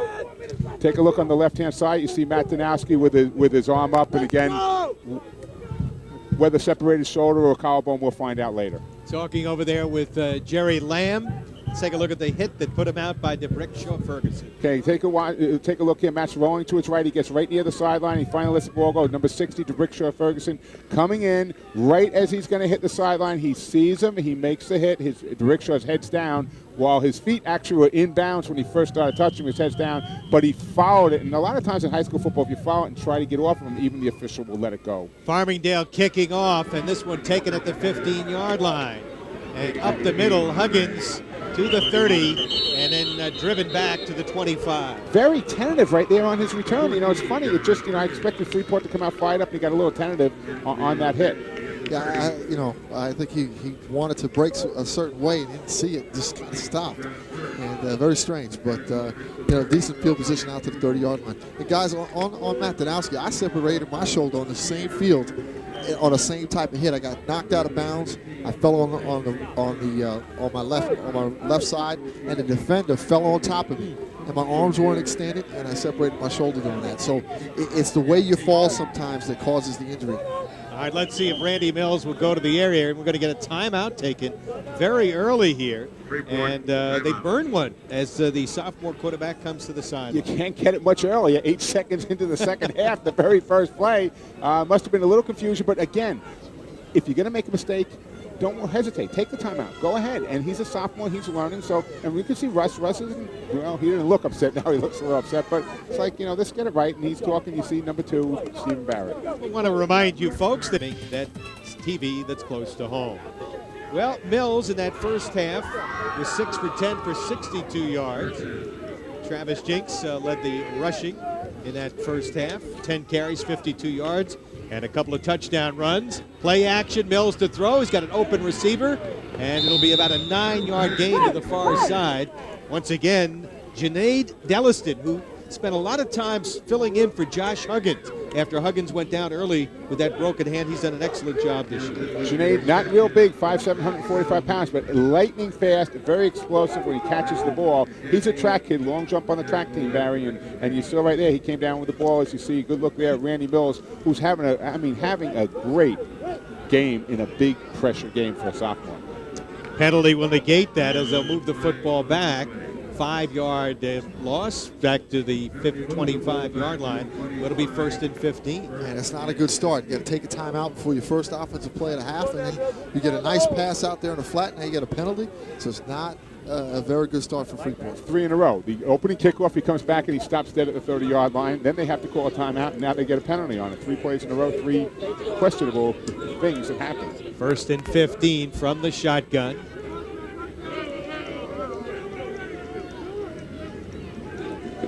Mills on the option keeping. Now dumps it off to Jinks at the 30 and out of bounds at around the 35-yard line. Driven out of bounds along the near sideline by Walt Selensky. I tell you what, of all the plays that Randy Mills has done tonight, that was the most impressive. He came out of the shotgun, came down the line for the option, made a great choice at the line of scrimmage, faked out the defender. You're going to take a look to the right side. And that defender is, you can see right there, Randy the real deal Earl, and he just got, faked out and then options out, and you can see right there as Jinks carries the ball and picks up good yardage on the play. Yeah, most quarterbacks would be satisfied with getting down the field, but he used his pitch man after he passed the line of scrimmage, and you got to give Travis Jinks some credit for maintaining his separation to the quarterback. 11-yard gain, so it's 2nd and 4 again out of the shotgun. Inside handoff, and they will pick up the first down here on a strong run by Barrett as Barrett gets out to about the 48-yard line, a gain of 12. And they show that they just don't have one guy back there, Travis Jinks. They have another good running back in Steve Barrett, 5'9", 185-pound junior, very good wrestler, backup tailback. Well, he shows you he can run the ball also. You watch him cut through, finds his hole, breaks off of a tackler, goes back. Steve Panarelli comes up, makes a hit. Steve's a wrestler, takes him down with that upper body throw, but too little, too late. Draw trap off the shotgun formation. And Bradley, he had 100 yards versus Syosset, so he could run the ball. Had a 60-yard touchdown run in that 35-0 win last week. And out of the shotgun, Mills rolling left, throws, complete. Rietmeyer has it for about a 5-6 yard gain, his 4th catch of the evening. And I tell you what, that's good work on both ends because Rietmeyer was covered when he came out of his break, but he kept on working back to the outside. And give Mills credit for staying with him. And he, initially he was covered and then waited for him to break loose and made a nice throw. Tommy, it's interesting that Randy Mills was doing our spotting last year in the championship. He was a little freshman JV quarterback who was standing up here spotting for us last year against Comac. As you see right there, he delivers the ball on the money, and as you said, Wayne, stayed with him long enough. He got the catch. He picks up 7 yards on the play. It's going to be 3rd and long 3. That was good coverage by the outside linebacker, Will Presley, who's not used to being out there on the outside, doing a good job. Actually, it's 2nd down. Let's call it about 5, Tom, from the I formation. So they show another formation to the up back, and Barrett will pick up some yardage close to the 1st down before he's driven back after a gain of about 2 or 3. Again, Danny Brennan in on the tackle along with Matt Albanese. And they've gotten the most yardage not running at Randy Earl, which is smart. They've gotten the yardage running off the center, off the left side A gap, and that's where they got most of the yardage, up the middle to the left side of the offensive formation, staying away from the Randy Earl, the dominant player on the right side, for right offensive side. You remember before Mike Monroe, number 40, went out. He was there. Chris Ryan has taken his place and is doing a fine job so far. All right, Delliston lines up wide to the left. They'll work out of the I formation again. Bradley and Jinks line up in the I.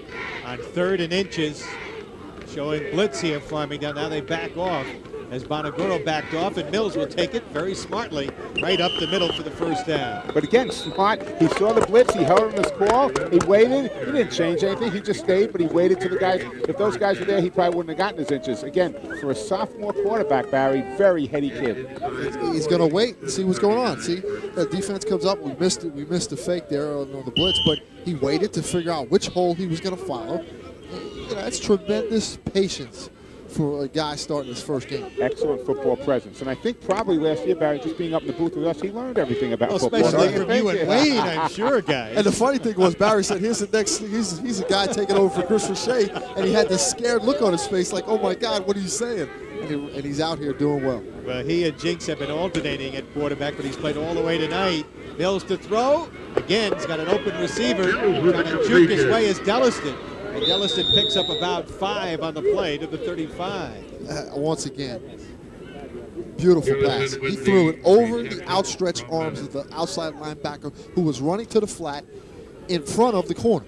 So he threaded the needle. If we get a look from the back, we're not going to see it here, but patience. Waiting for the linebacker, waiting for the receiver to come out of his break, clear, and then Delliston's running around there. We're going to see it from this angle right here. You're going to see the outside linebacker running out to the flat, and he gets it over his head in front of the corner. Wayne, this gives credit to the offensive line of Freeport also. I'm watching the blocking. Jerry Mackey taking on Yinka Bosetti.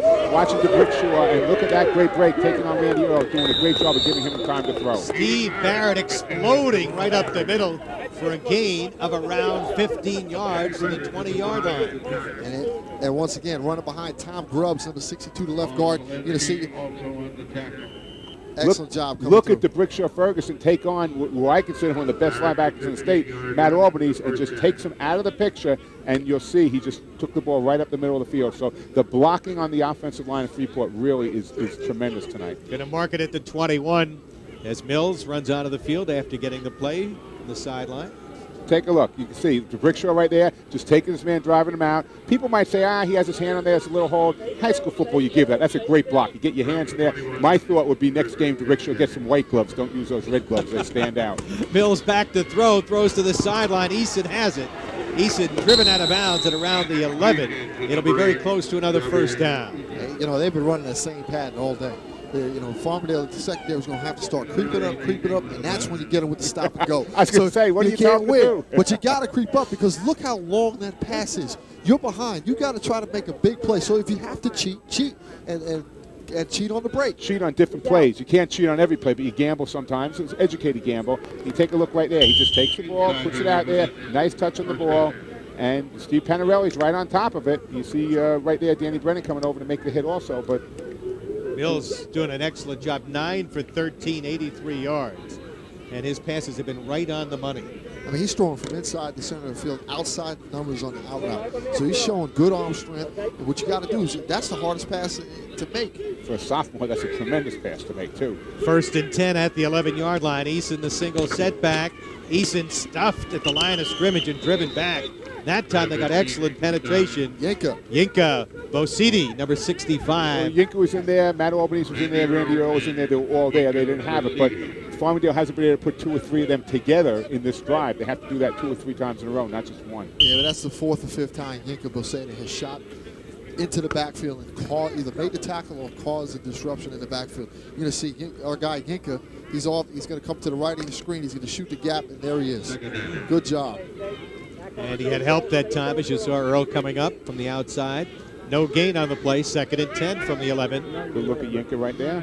From the shotgun, looking left, his open receiver, throws, and it is going to be incomplete. At the goal line, Delliston was the intended receiver. Perfect point of where, though, he put the ball down low and nobody can intercept it. Brendan Canny doing a great job defensively, staying right on the man coming over the top, but still the ball was down low, so excellent job by Randy Mills keeping it low. I can't believe this kid's a sophomore. All right, let's go down to the field, Wayne, and check in with Hal Sass.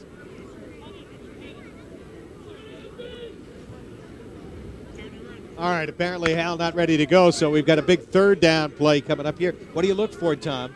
Well, I look for a run or a pass, man. Wayne, what a very astute comment by I don't think they're going to quick kick a Howard. field goal right now. Delliston wide to the left. Well, Delliston's one-on-one outside, and he's got the inside. Look for the quick slant to the left. He's got against Skidani. And look to the left now. They're looking to fake it. Now looking for Delliston. Knocked down, getting a hand on the ball. Looking for the interception was Matt Albanese. And he did a good job of dropping to that zone, and he was right in the way. Absolutely, and the problem was that he rolled to the left. If he had taken a quick 3-step drop, fired on time, it might have had a chance because they were running that slant. They were giving up the inside. You can't give up the inside down and inside the 10-yard line as a defensive back, but he was giving up by position. You can see it from up here. You're gonna look at Delson on the outside to the left. We can't see him in the picture, but look, watch him roll. This gives Bonagoro time to get out in the flat, or Albanese and Bonagoro time to get out in the flat, knock the pass down. And, you know, Matt Albanese stole an interception from Bonagoro, who was right behind him, who might have been able to pick that off. All right, into attempt at 28-yard field goal is Mike Hurley. And he could do it, Barry. I was watching him in pregame, and he could blast this thing through with no problem at all. Now they've just taken their 2nd timeout. You saw Hurley kick some bombs into the end zone on the kickoffs. Yeah, I don't think this is a Freeport timeout, and I think Russ is saying, what do you guys think? You know, or maybe there was a problem the way he's talking, but I think he goes with it. I think you kick it. You know, Russ Sellen, and we'll talk about Russ in just a moment, but right now let's check in with Hal Sass. All right, Barry, thanks very much. You know, Freeport with 18 consecutive wins, and the thing that Farmingdale's up against is if you don't get to this team early, you just don't get to them. Freeport has not trailed at halftime in almost 2 years. They were down 14-0. They put 6 points on the board. But as you can see in the second half, Russ Sellen speaking very firmly with his club. The first play of the second half, he called timeout because he didn't like the way things were set up. He spoke to them. He was very firm with his club. And now they march down the field, a chance to either put 3 or if they decide to do something else, more points on the board. So if you don't get to this club early, you're just not going to get to them. So Farmingdale really is up with their backs against the wall in the second half, back upstairs. All right, Hal, you see the big score margin there, 214-40 coming into play today. Here's the 28-yard attempt. It is up, and the kick is good. And this is what makes Freeport a better team than last year, because last year they would have had it gone for that right there. Now they're playing position football, scoreboard football, and they're able to get a field goal to increase the lead a little further. You know, last year they didn't have a kicker, so they would have went for it last year. That's a key 3 points because Farmingdale scores a touchdown. The 2-point extra point was tied. Now Farmingdale has to have 2 scores. Good rush by the Dalers coming from the outside, but he drives it and drills it directly through. Well, the soccer goalie for Freeport comes up big. You know, we were talking about Russ Sellen a moment ago, and he's gone through a lot this year. He was going for his 100th game against Massapequa, playing against his son, and he had hoped that his father would be able to see that game. His son Mike plays for Massapequa, but his father passed away the week before, and both the father and the son played that very day that the grandfather passed away. They played separate games against different teams. The following week, Barry, they played each other, and I know that the Freeport team, when they come out of the locker room now, Russ's dad used to stand by the locker room door. They'll all touch the locker room door where Russ's dad used to stand, and Mike Selin, the Massapequa player, very, very proud and very, very good player. Mike Selin, of course, had hoped, as did Russ, that the grandfather would be there for the game that the father and son would be playing against. And a great game by Massapequa in that game. They had Freeport at halftime, I think, and then toughest game that Freeport's exactly. had. And you know, guys, talking to Russ down on the field before the game, he was saying that the real thing that got him through those weeks were his players. They really did a good job, and it wasn't for his players, he would have got through it. And Russ's mom is here for the very first time she's come out to a football game.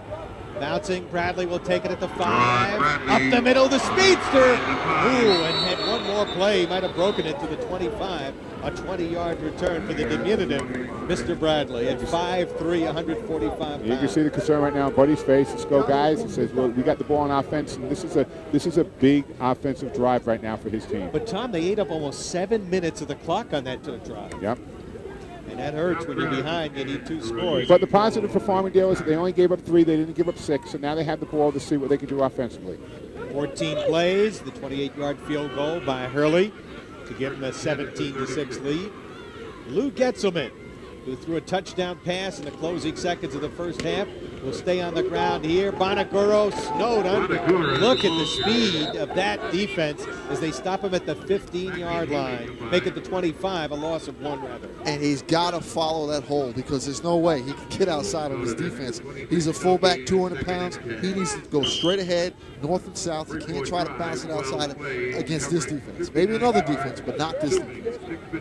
I'll tell you, Healy and Barrett have tremendous speed at the outside linebacker spots.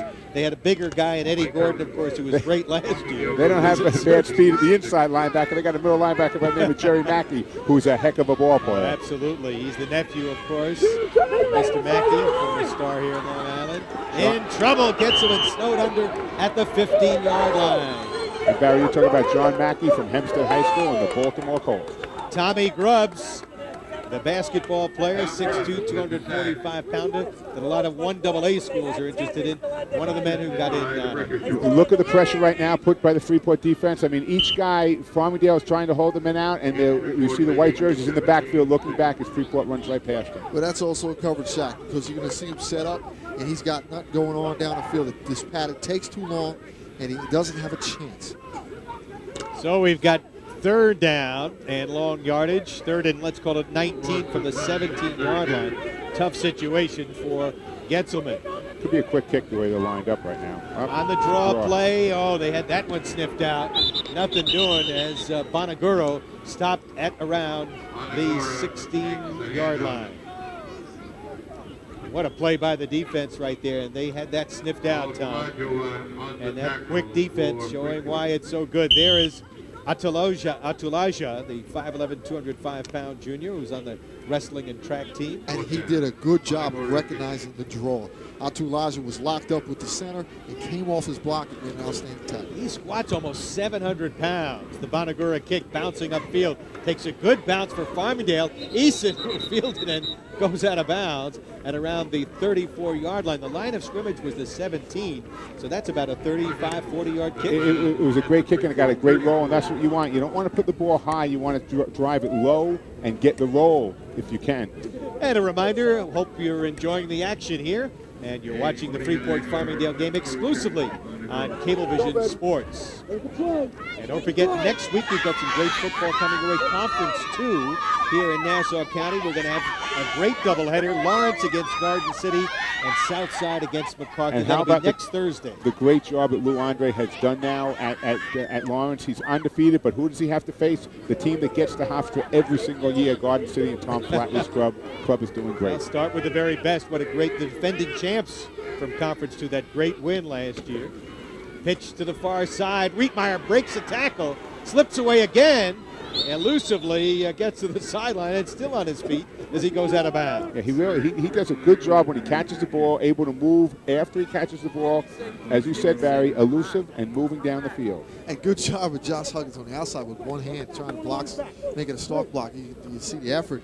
You know, he's got the cast on the left hand, but yet he's still out there trying to block. So you know he's not holding. But he's got the cast. He's only got one hand. But all he has to do is screen, and he does. He gets his body between the ball carrier. You see that? He does a good job of screening on Will Presti. Rietmeyer getting to the outside, gives a leg, takes a leg. Robbie Bonagoro coming in, but he's out of bounds there. Rietmeyer, a wrestler, showed some nice ability there, some spin moves. He's a wrestler and a lacrosse player, only a sophomore. As we mentioned earlier, he's got 5 touchdown passes this year. Very good athlete. Understands the offense. Second and short. Jinks trying to get the first down. Got close. And then was driven back. Appears to have it. Randy Earl, one of the men in on the tackle, along with Matt Albanese. Albanese has had a terrific season, hasn't he, Tom? He certainly has. He's a two-way player for 2 years, plays both offense and defense, and he's able to, he can track you down from sideline to sideline. 66 tackles, 2 sacks, a safety, a fumble recovery, and an interception so far this year. Big, strong, physical. So he did pick up the first down, 2:25 to go. Freeport leading at 17-6. In case you're just tuning in, Freeport scored on their very first 2 possessions. Travis Jinks going in from 23 yards out and 11 yards out as sophomore quarterback Randy Mills engineered 2 beautiful drives, and Farmingdale was back on their heels, then lost starting quarterback Matt Danowski with a shoulder injury on their 3rd possession. So they were in trouble both offensively and defensively right from the opening gun. From the shotgun, Mills with time, throwing deep upfield. Rietmeyer couldn't catch up with it as it goes incomplete. And that was the pressure I was talking about, Barry. He had to let go a little early, so he overthrew his receiver because there was pressure coming in. And a real nice job by Chris Ryan, the 6', 220-pound senior, who came in and put pressure on Randy Mills. And it was a good play. I was waiting for play call. I was waiting for this all day. Sit back there in that 3 deep zone, and what do? Run 4 verticals and tell the young man, pick the open guy. And that's what he did. But as you said, the pressure caused him to get rid of that ball a little bit too early. Rietmeyer has caught 5 of the 9 passes completions for Mills, who's 9 for 16 for 83 yards. 2nd and 10. Freeport up at their own 44-yard line. Mills been in there all the way on the pitch. Jinks trying to turn the corner and could not get away from Brennan, but he did pick up about 2 or 3 on the play, and also coming up quickly was Steve Panarelli from the secondary. Oh, it's a nice job by Brennan and Panarelli on the corner to turn the play back in. You saw Matty Albanese coming from the inside back around, and as quick as Jinks is, he had to slow down when he had that corner, and you always have to help back to the inside. So it was only a gain of 2 or 3 on the play as opposed to sometimes his ability to break the long one. Mills has the play from the sideline. Huggins now in the game. 3rd down and 7. Wayne, what do you look for as Jinks' numbers? 11 carries, 55 yards, and 2 scores. I look for either the curl route in the hook zone or the stop route on the outside, something they've been doing all day long. And Russ Sellen doesn't like what's going on. He calls his 3rd and final timeout of this second Well, he half. has no more timeouts left. And again, when you're up 17-6, it isn't as important to have the timeouts as if you were down 17-6. But he has used them all. And again, he didn't like what he saw. He knew it was his last one. He made the decision. Russ has a great staff. Kurt Smith, Toby Elmore, Keith Brown, Jimmy Jones, who was a former Hofstra star, is working with the running backs, and good coach, great coaching staff. They'll go together. Absolutely, and Jimmy, of course, ran this, a super back position at Hofstra in the run and shoot. So he knows this offense. So he's able to tutor Travis Jinks, because Jinks was a receiver last year, primarily. Now he's full-time tailback. So he's getting to learn from a big-time college player here in Hofstra, and it's to their advantage. Certainly is. Jimmy Jones is a great guy too. Just an all-around good person and a Freeport kid. So he comes up in the staff. It's nice to stay at home. How many great players Freeport has produced, Tommy, over the last several years? Just how do you about when you go like a Clifton Smith going to Syracuse and starting his first game, Marlon Greenwood up at Syracuse, and we said before that Jerry Mackey's going there. Paul Pasqualoni at Syracuse knows what he's getting when he calls up Russ Sellen at Freeport. Eddie Gordon, of course. Red uniform, orange uniform. They don't really have to change too much. It's just a nice, smooth transition. Hofstra's done very well with some of these Freeport kids, too. Absolutely. We mentioned Jimmy Jones, we just mentioned before, sure. So we're down to 1:05 to go. Barry Laders along with Tom Howard, Wade Morris, here at Hofstra. Nice crowd. Friday night football here at Hofstra. They've got a big game coming up this weekend against Villanova for the Atlantic 10 championship. That's absolutely right. And Joe Gardy, again, glad to see Joe back roaming the sidelines and doing a great job. Has his team in first place. Well, Freeport has scored less than 20 points only once this year. We mentioned that 13-7 win against Massapequa. Against his son's team, Mike Sellen.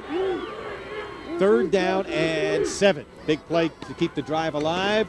Jinks breaks the tackle, has the first down. Earl had a piece of him, but he was able to break the tackle. 5 white jerseys laying on the ground as he went past them with his explosive speed, did a good job, and can break tackles. You can't bring Travis Jinks down with one arm or a light hit. That's a big call. That's a big-time call. We're up here expecting a pass, and they come right up the middle, right through the A-gap. And they've been running up the middle primarily all day, and that's where they've been getting their success. All right, fellas, let's check in with Jimmy Kabbalah.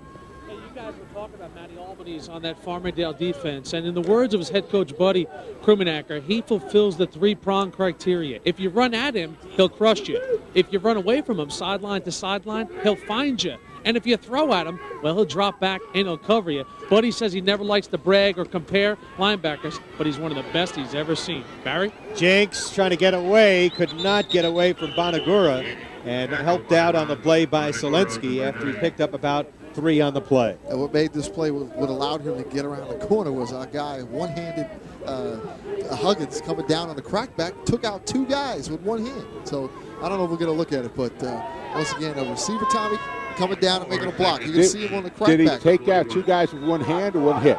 Come on, he didn't just use his hand. Watch this. Boom. There it is, one, and then he ran into the other. He got Will Presti on the corner, and Will hit one of his own players. And there's number 8, though, you see in the picture. All right, that's Matt Albany. The final play of the 3rd quarter. The Red Devils score the only points of the quarter. They lead 17-6 as we head to quarter number 4 in a battle of the undefeated.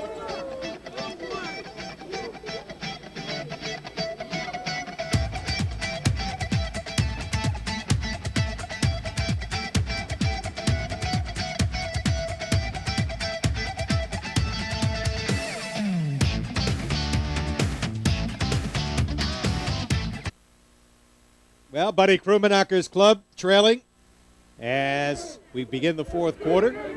2nd down and 7 for Randy Mills. Jinks tripped up, falls forward. He was hit in the backfield by Brennan, but able to fall forward going north and south. Nice job by Danny Brennan, though, to get his hand out there and trip him up, because if he didn't, there was a nice hole, and he would have been in the defensive backfield of Farmingdale, and it's tough to bring him down once he gets ahead of steam.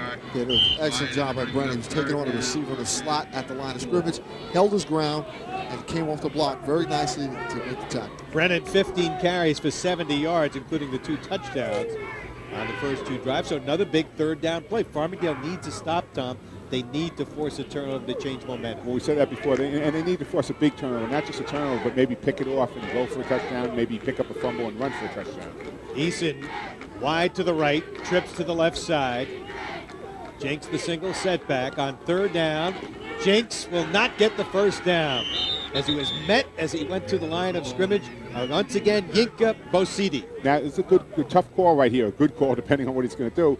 You have the ball inside the 40. You could go for it and make a 4-down territory, but if you don't make it, then Farmingdale has a short field. If you punt, you put the ball down inside the 10, and Farmingdale has a long field. Let's see what they're going to do. Well, if you ask me, I punt, pin him back. They got to score twice in 10 minutes. Give them the long field. Doesn't look like that, though. It looks like they're going to go for it. And here is where the risk-reward ratio is in Freeport's favor, I think. The risk isn't that big because Farmingdale still has to score twice. All right, 4th down and 4. From the shotgun. Quick kick. And it'll only go about 5 yards on the play, as it turns out. And the umpire went down big time on that one, too. And let me tell you quickly about the quick kick. One of the things I think that we need to pick up on the quick kick is when you do the rocker step, you need to rock back, you rock forward, and when you kick it, you lean forward so the ball goes forward. What happened on that play just now is you saw Randy Mills lift his head up and lean backwards, and the ball went straight up in the air. You see the official right there. He's laughing it off. Yeah, it was actually the umpire who those tough officials. We like those took guys. a good hit. But, Coach Sellen was visibly upset. You work on these things all week, and it's a matter of repetition and technique. And you see that's Dennis Crane who got a good hit there. Well, Buddy Krumenacher hoping that Lou Getzelman could pull some magic here. With time, airing it out, looking downfield for Candy, and it's broken up. Back defending was Huggins along with Eason. I want them to throw the football, but you can't throw in a double coverage. And that's the thing. You got to read that too deep zone. Huggins is trailing because he knows he's got help over the top. And Eason, who does an excellent job of coming off the hash and doing his job. Watch Brendan Candy here. He's a little banged up when he gets up. You see Louis Getzelman get the ball. He delivers it down the field. But as he said, not only is it too deep coverage, Farmingdale is an all-out passing team. So generally they have to set the thing up with play action. So it's 2nd and 10, back at the 29-yard line. 10:08 to go, fourth quarter. Dailers trail 17-6. Both teams came in undefeated. Getzelman had trouble with the snap as it bobbled in the air. Then he's taken down at the 25-yard line. A loss of about 4 on the play as Mr. Mackey was in very quickly to meet him. And it looked like they were going to throw the football again, but he was a little quick out from under the center. And didn't really have the handle on the football. And, a costly mistake. You're going to take a look. He pulls out. It looks like he may have pulled out a little early. Never really had the handle on it. He was fortunate to get it back. It does a good job of just holding on and going down. Yeah, but again, take a look at the left side of your screen. Look at the quickness right now of the defense in the backfield. That was a defensive lineman right there. I believe Tommy Grubbs was the first person. It was also at his feet was Big O. Big O. Big O. Atulaja on 3rd and 13. Looking to throw, looking downfield. It's going to be picked off by Huggins at the 40. Huggins will be down at around the 32-yard line. Barry, if we take a look at this again, you're going to see there's going to be a penalty going on right now, probably a 15-yard unsportsmanlike. But if you take a look right now, you're going to see the defender catch the ball at the highest point. It's key. They had their eyes. They saw the pass. He went to the highest point, picked it off, and went down. You see right there, Don Lundigan, unsportsmanlike conduct against Freeport, brings it back. They must have said something as they got up. Well, this is just a case of a young quarterback being in a bad situation. 3rd down at 14, trying to throw the ball down the field, and they're sitting back there waiting in the zone, and just basically 3 receivers in a route against 4 defensive backs and 2 linebackers dropping in coverage. And it was just a bad thing that was going to happen when you throw it up in the coverage. Okay, this give Donnie Lundigan's crew a good call here. What happened is Huggins must have said something when he got up.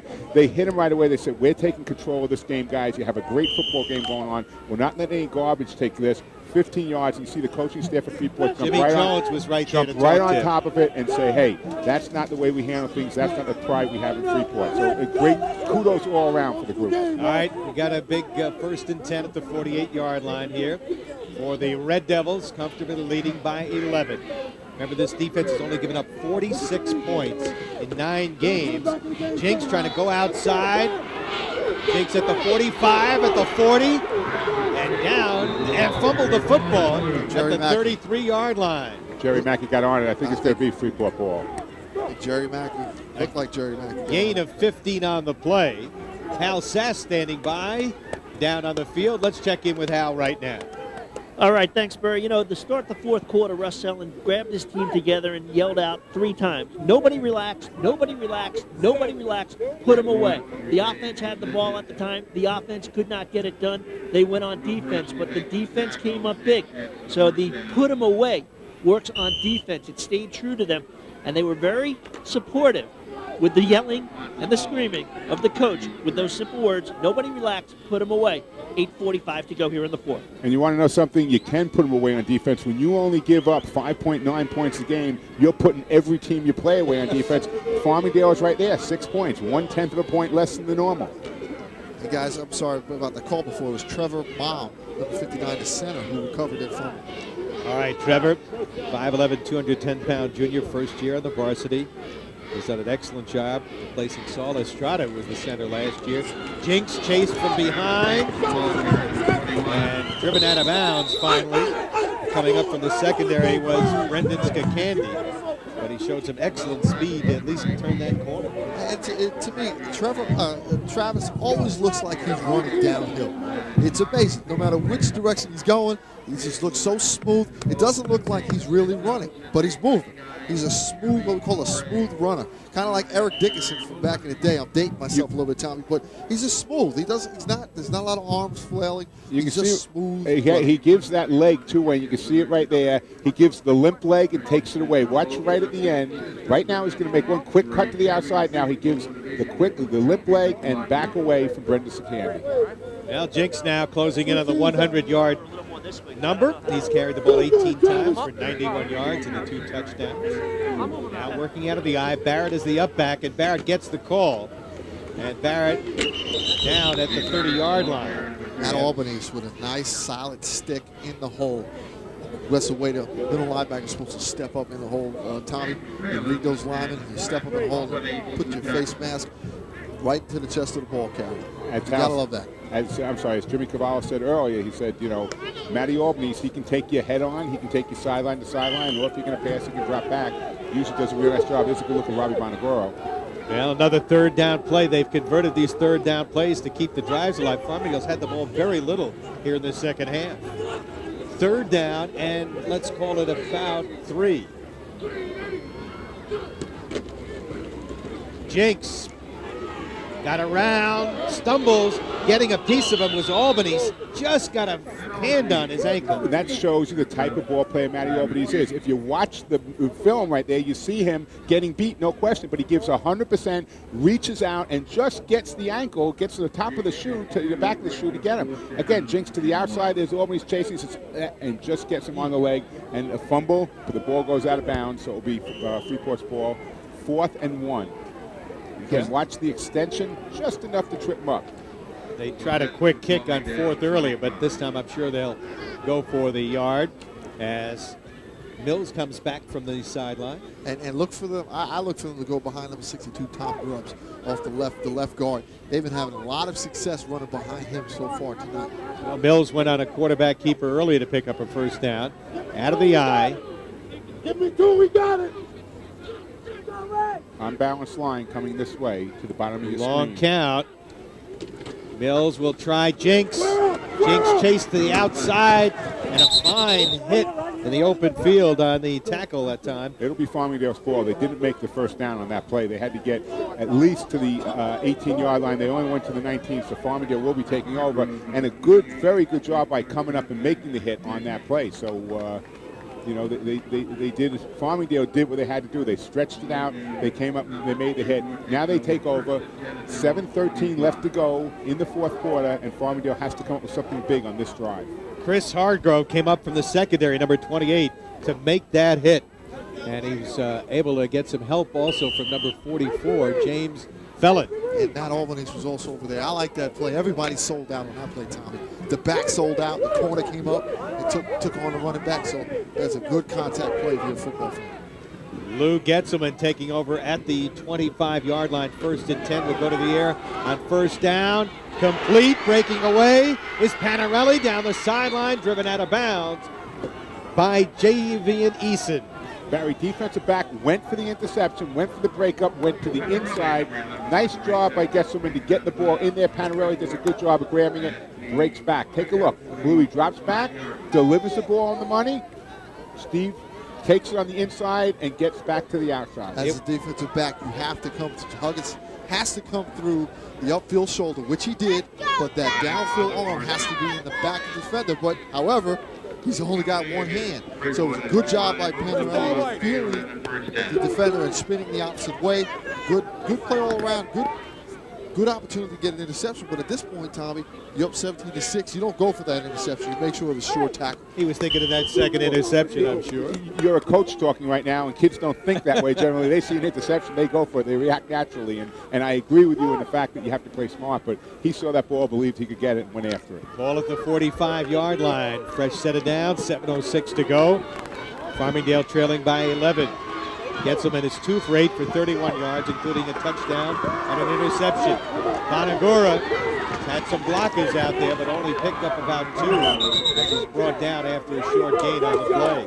Tough to go sideline to sideline against the Freeport defense with their speed, unless you have some type of a crackback block from the outside getting the corner quickly for you, which there isn't there. So it's going to be, Robbie Bonagoro just is not going to be able to outrun that defense. They need, and Gerard Bradley's coming into the game now. He should have been in on that play because he's the guy that could possibly get outside on this defense because he's got a lot more quickness than Bonagoro. I don't know that anybody's going to get outside on this defense. Healy made a fine play, the outside linebacker, Eric Healy, number 41. Bradley going in motion. Gets him in.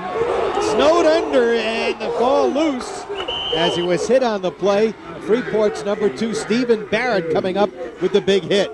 Came on the blitz from the outside, from the left side of the defense. They rolled away from him, and there wasn't enough guys in the pattern, and it was a kill shot. We saw it coming from up here. Take a look from the bottom of your screen. You're going to see right there from the outside, Barrett coming in and just making the hit. I mean, it's just everybody. You can see Will Presti, the right defensive end, number 84 right there, staying back to block.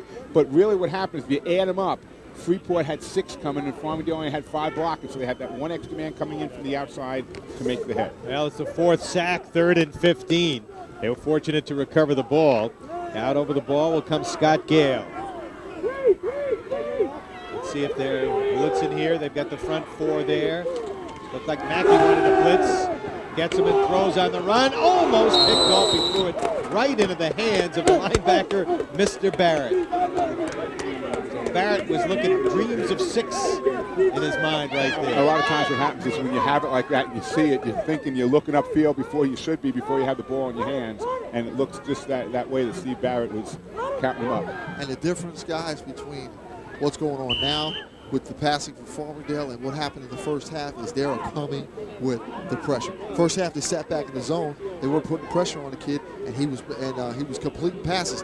Now Getzelman is feeling the pressure because the defensive front 5 are coming after. Well, they're coming after because there's only 5:24 left, and they know Farmingdale has to throw the ball, so they don't have time to have that long drive. Nobody was back on the kick. Bonagoro will have this one down by his teammates at the 31-yard line.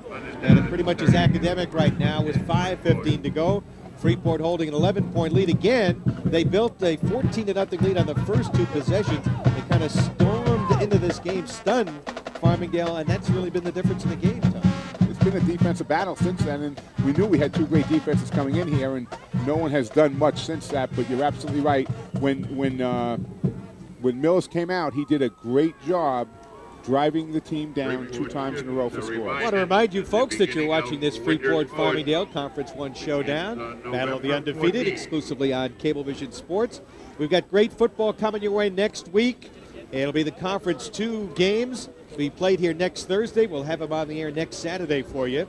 And it should be some great games. We'll get a look at Lawrence, along with some of the other fine teams. Southside, MacArthur, and some of the other teams. We'll see Barrett will be driven down as he got to around the 35-yard line. And, you know, the winner of Conference 1, which is going to be a great team, whether whoever goes on to win, going to play some very tough teams in Suffolk. Right now you got William Floyd and Sachem, 2 of the tough teams. William Floyd undefeated going into tonight's game. William Floyd is undefeated, but don't leave out the Northport team. They have a great quarterback in Dow. They have some, and Sachem, Freddie Fitzgerald, year after year. So even though the Colonels out in William Floyd, the Colonials, I'm sorry, are undefeated right now, they have to go through 2 weeks of playoffs to stay undefeated to get to the Long Island Championship. And, of course, we had a great Long Island Championship last year. That Cinderella Comac team, Wayne, gave Freeport all they could handle, losing by a point as they went for 2 to try to win that game in overtime. It was the best game that we saw all last year.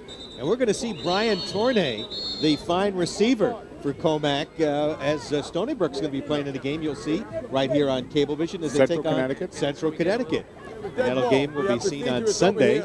Many of you folks on Cablevision Sports. And you got a couple of former Clint Riggs, also the linebacker from Comac's going to be out there. Yep. And Chimze Okome, former Freeport star from last year, is a starting defensive tackle. So you got a couple of... Sam Kornhauser's Seawolves have 4 or 5 freshmen who are starting on the defensive unit right now, and many of them are Long Islanders.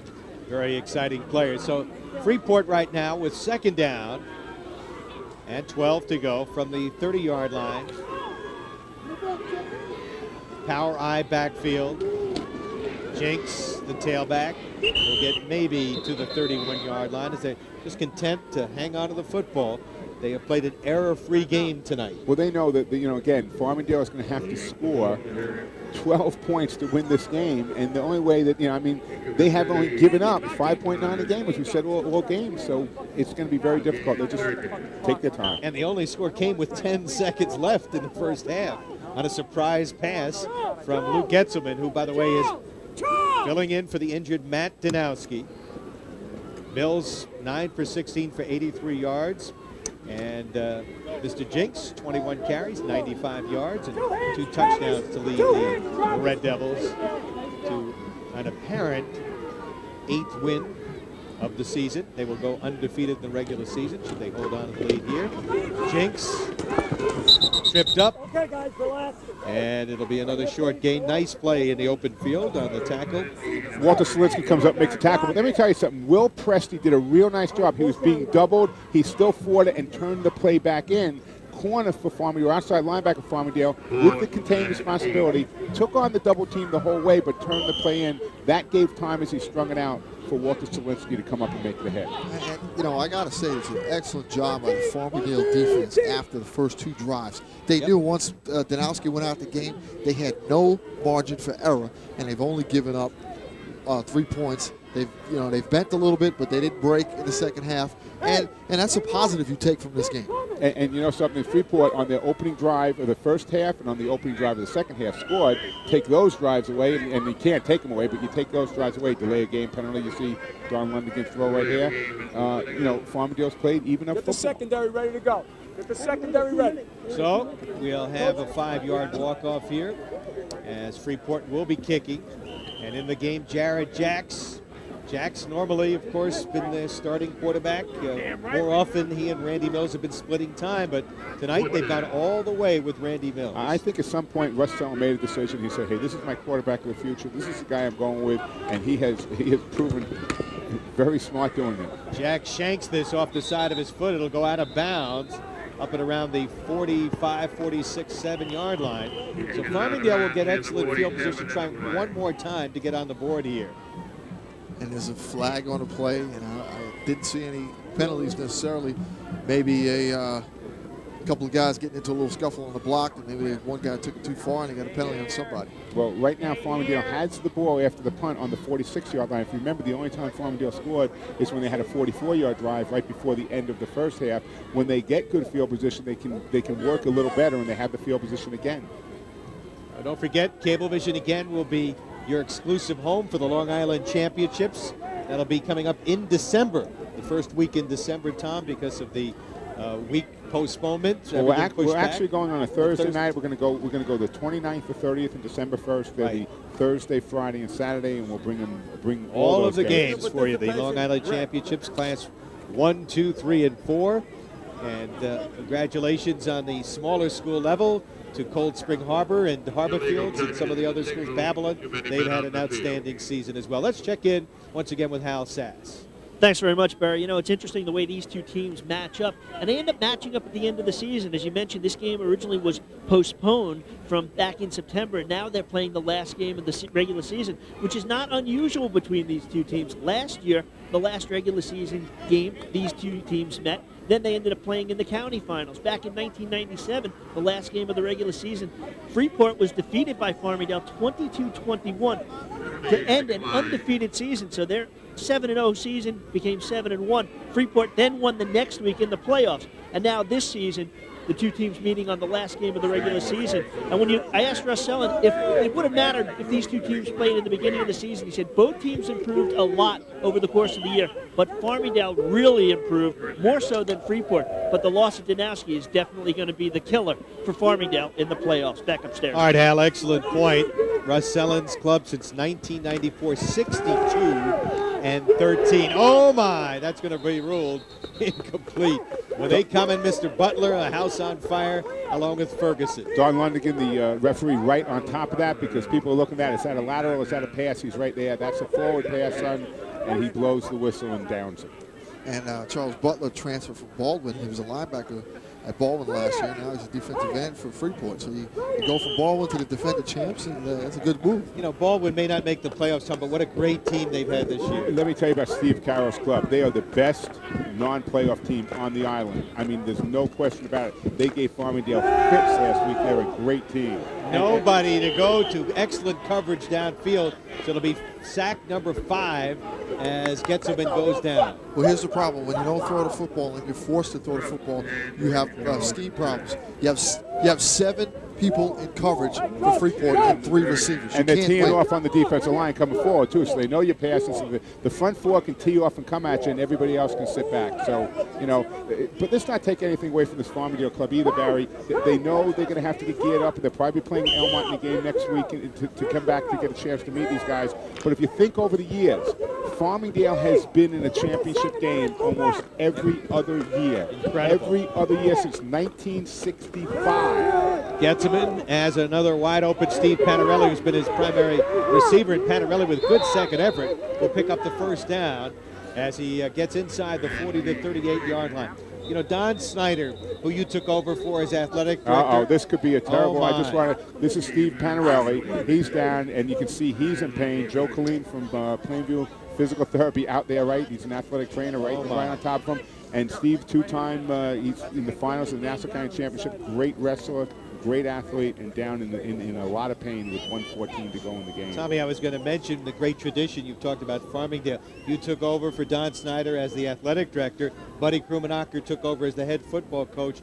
246 wins, and at that time he retired as the winningest coach in New York State history. Yeah, Don Snyder was a tremendous coach, a tremendous individual, did so much for Farmingdale and led those teams to those championships from 1965 for 36 years, 21 championship games, one every 2 years. Big Red Freeport, on the other hand, 18 in a row now, back to 1999, lost to Baldwin, and that was the last time the Red Devils have walked off the field in defeat. Again, another great history and a proud tradition with the Freeport football.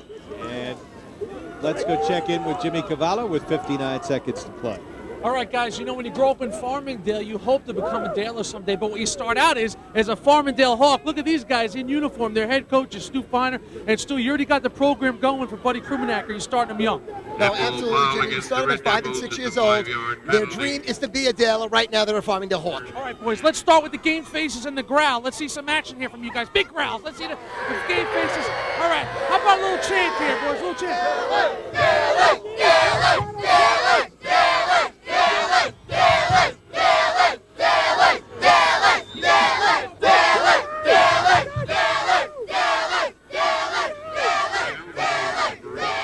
Matt Albany's the intended receiver. Matt came out of that school of those growlers. He's a tough kid, 6 foot, 235-pound junior. And Jimmy better hurry up and get out of that huddle. We don't have him here next week. Jimmy C. Did you see the number 12, the quarterback? He had the face, huh? On the bunch. Second down and 5.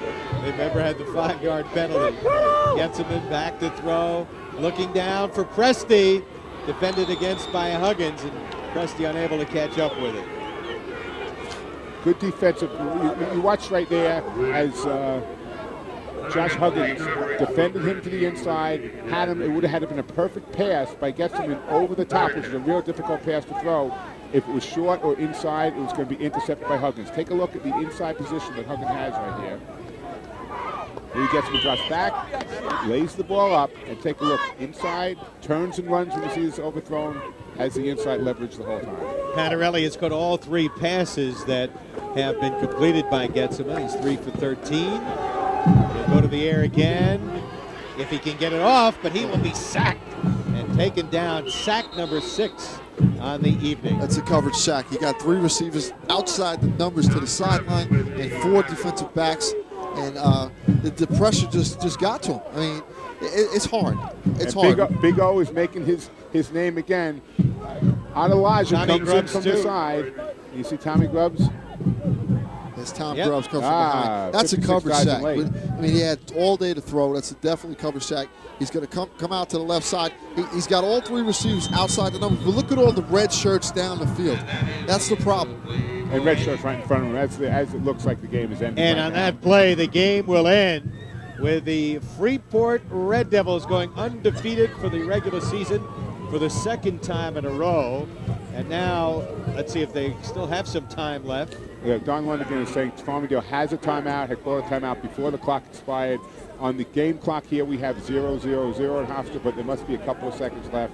Don is saying there's a timeout, marking his card to see which timeout this is in this half. The Farmingdale has used. We know Freeport used all 3 of theirs in the third quarter, but there's 1 play left, and you can't score 9 points in 1 play. So Russ Sellen's club, with an impressive performance today, came out and really set the tone with those 2 quick touchdowns.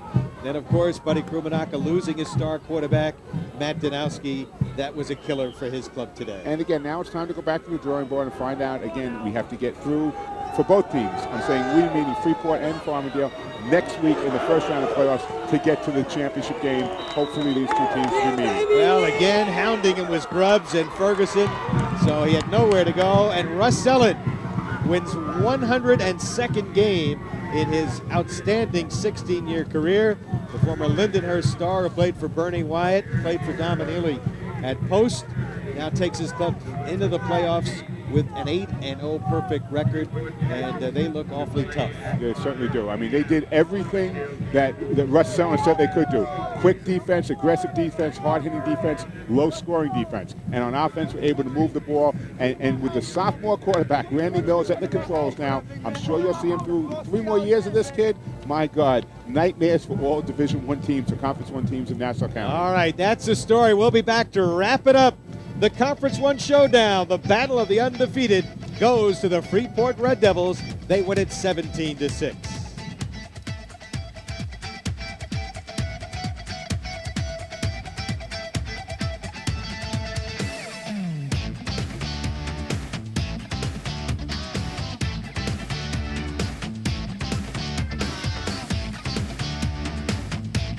Back at Hofstra, the battle of the undefeated goes to Freeport in this Conference I showdown as they knock off Farmingdale 17-6. Standing by with one key reason the Dalers were beaten is our Hal Sass, standing by with Travis Jinks. Thanks very much, Barry. Joined by Travis Jinks. 22 carries, 99 yards, 2 touchdowns. And, boy, you got those 2 touchdowns early. You put 14 points on the board with your defense. It was pretty much a lock after that. I had to do what I had to do and follow my line, everything. It's pretty tough in the beginning, then we pulled things to at the end and just came through with the victory. You know what I'm saying? It was hard in the beginning, but it may seem easy, but it really wasn't. This has been a great rivalry. Every year you guys seem to meet up, and coming into the game, you knew you guys had to stop on defense. Matt Danowski, he went down, but their backup quarterback did a nice job. He did a pretty good job. They're a pretty good team. You know, they're going to go far. Just you're going to have to do good and prepare for 2 weeks. They say 2 weeks, but give them 2 weeks. Come back strong. When you talk about your quarterback last year, you had Chris Roche. Now you're in there with a sophomore, and you're telling me walking over here, he's done a great job this season for you. He's done a pretty good job. Randy Mills, he's done an excellent job. You know, Jared Jacks, both of them. You know, after we had to come back with the Thorpe Award winner, Chris Roche is gone, now we have to find a replacement. It wasn't easy. But Randy Mills and both Jared Jacks stepped up to the challenge, you know, had to fight for it. Had a look at one of your 2 touchdowns there. You were just barreling over people. This year you're 8-0, obviously going into the playoffs, playing as great as ever. Compare this team to last year's team. We just have to be a little bit stronger than last year's team. You know, we had the Pine Award winner, the Thorpe Award winner, you know, to keep things going. Now we got me, the Brickishaw Ferguson, Jerry Mackey, Thomas Grubbs to lead things through. You know, we got to follow in our own footsteps, you know what I'm saying? Because following them, you know, it's not going to bring us anywhere. We have to do it ourselves. Undefeated regular season. Congratulations. Hey, thank you very much. All right, Travis Jinks, 99 yards, 2 touchdowns as he leads Freeport to a 17-6 victory. That's it from down on the field. We close it out upstairs with Barry, Tom, and Wayne. All right, Hal, thanks very much. Well, defense wins games, and defense was a story tonight, holding Farmingdale to 6 points, and it set the tone early, and Jinks offensively did it as well. It certainly did. And as a coach, I'm looking and I'm thinking in my mind, how do I defend a kid like Travis Jinks? How do I defend a kid like Randy Mills? It makes it nightmares for the defending coaches. It's going to be tough for somebody to pick those guys off this season. And we didn't even talk about the receivers. Eason and Huggins really weren't part of the game plan, you know, in terms of the big plays, but they have a lot of weapons. And that defense, I mean, we talked about giving up 5.5 points a game. They did a poor job tonight. They gave up 6. So, you know, the defense is just tremendous, and the team speed is outstanding. Give credit to who credit's due. To Brickshaw Ferguson, Tommy Grubbs up front, Jerry Mackey, big O with a lot of Waja. The D did it, and Freeport now goes into the playoffs undefeated. That'll do it for tonight's game. Again, you see the final: Freeport 17, Farmingdale 6. Tonight's game has been brought to you by Adelphi University. Check them out at www.adelphi.edu or 1-800-ADELPHI. And by Cablevision Local Programming, TV that's close to home. So for Tom Howard, Wayne Morris, and all our crew, including Hal Sash, Jimmy Cavallo, statistician John Brajevich, our director Sean Mangan, and our producer Barry Landers saying for Pete Kohler, good night everybody, and thanks for watching Cablevision Sports.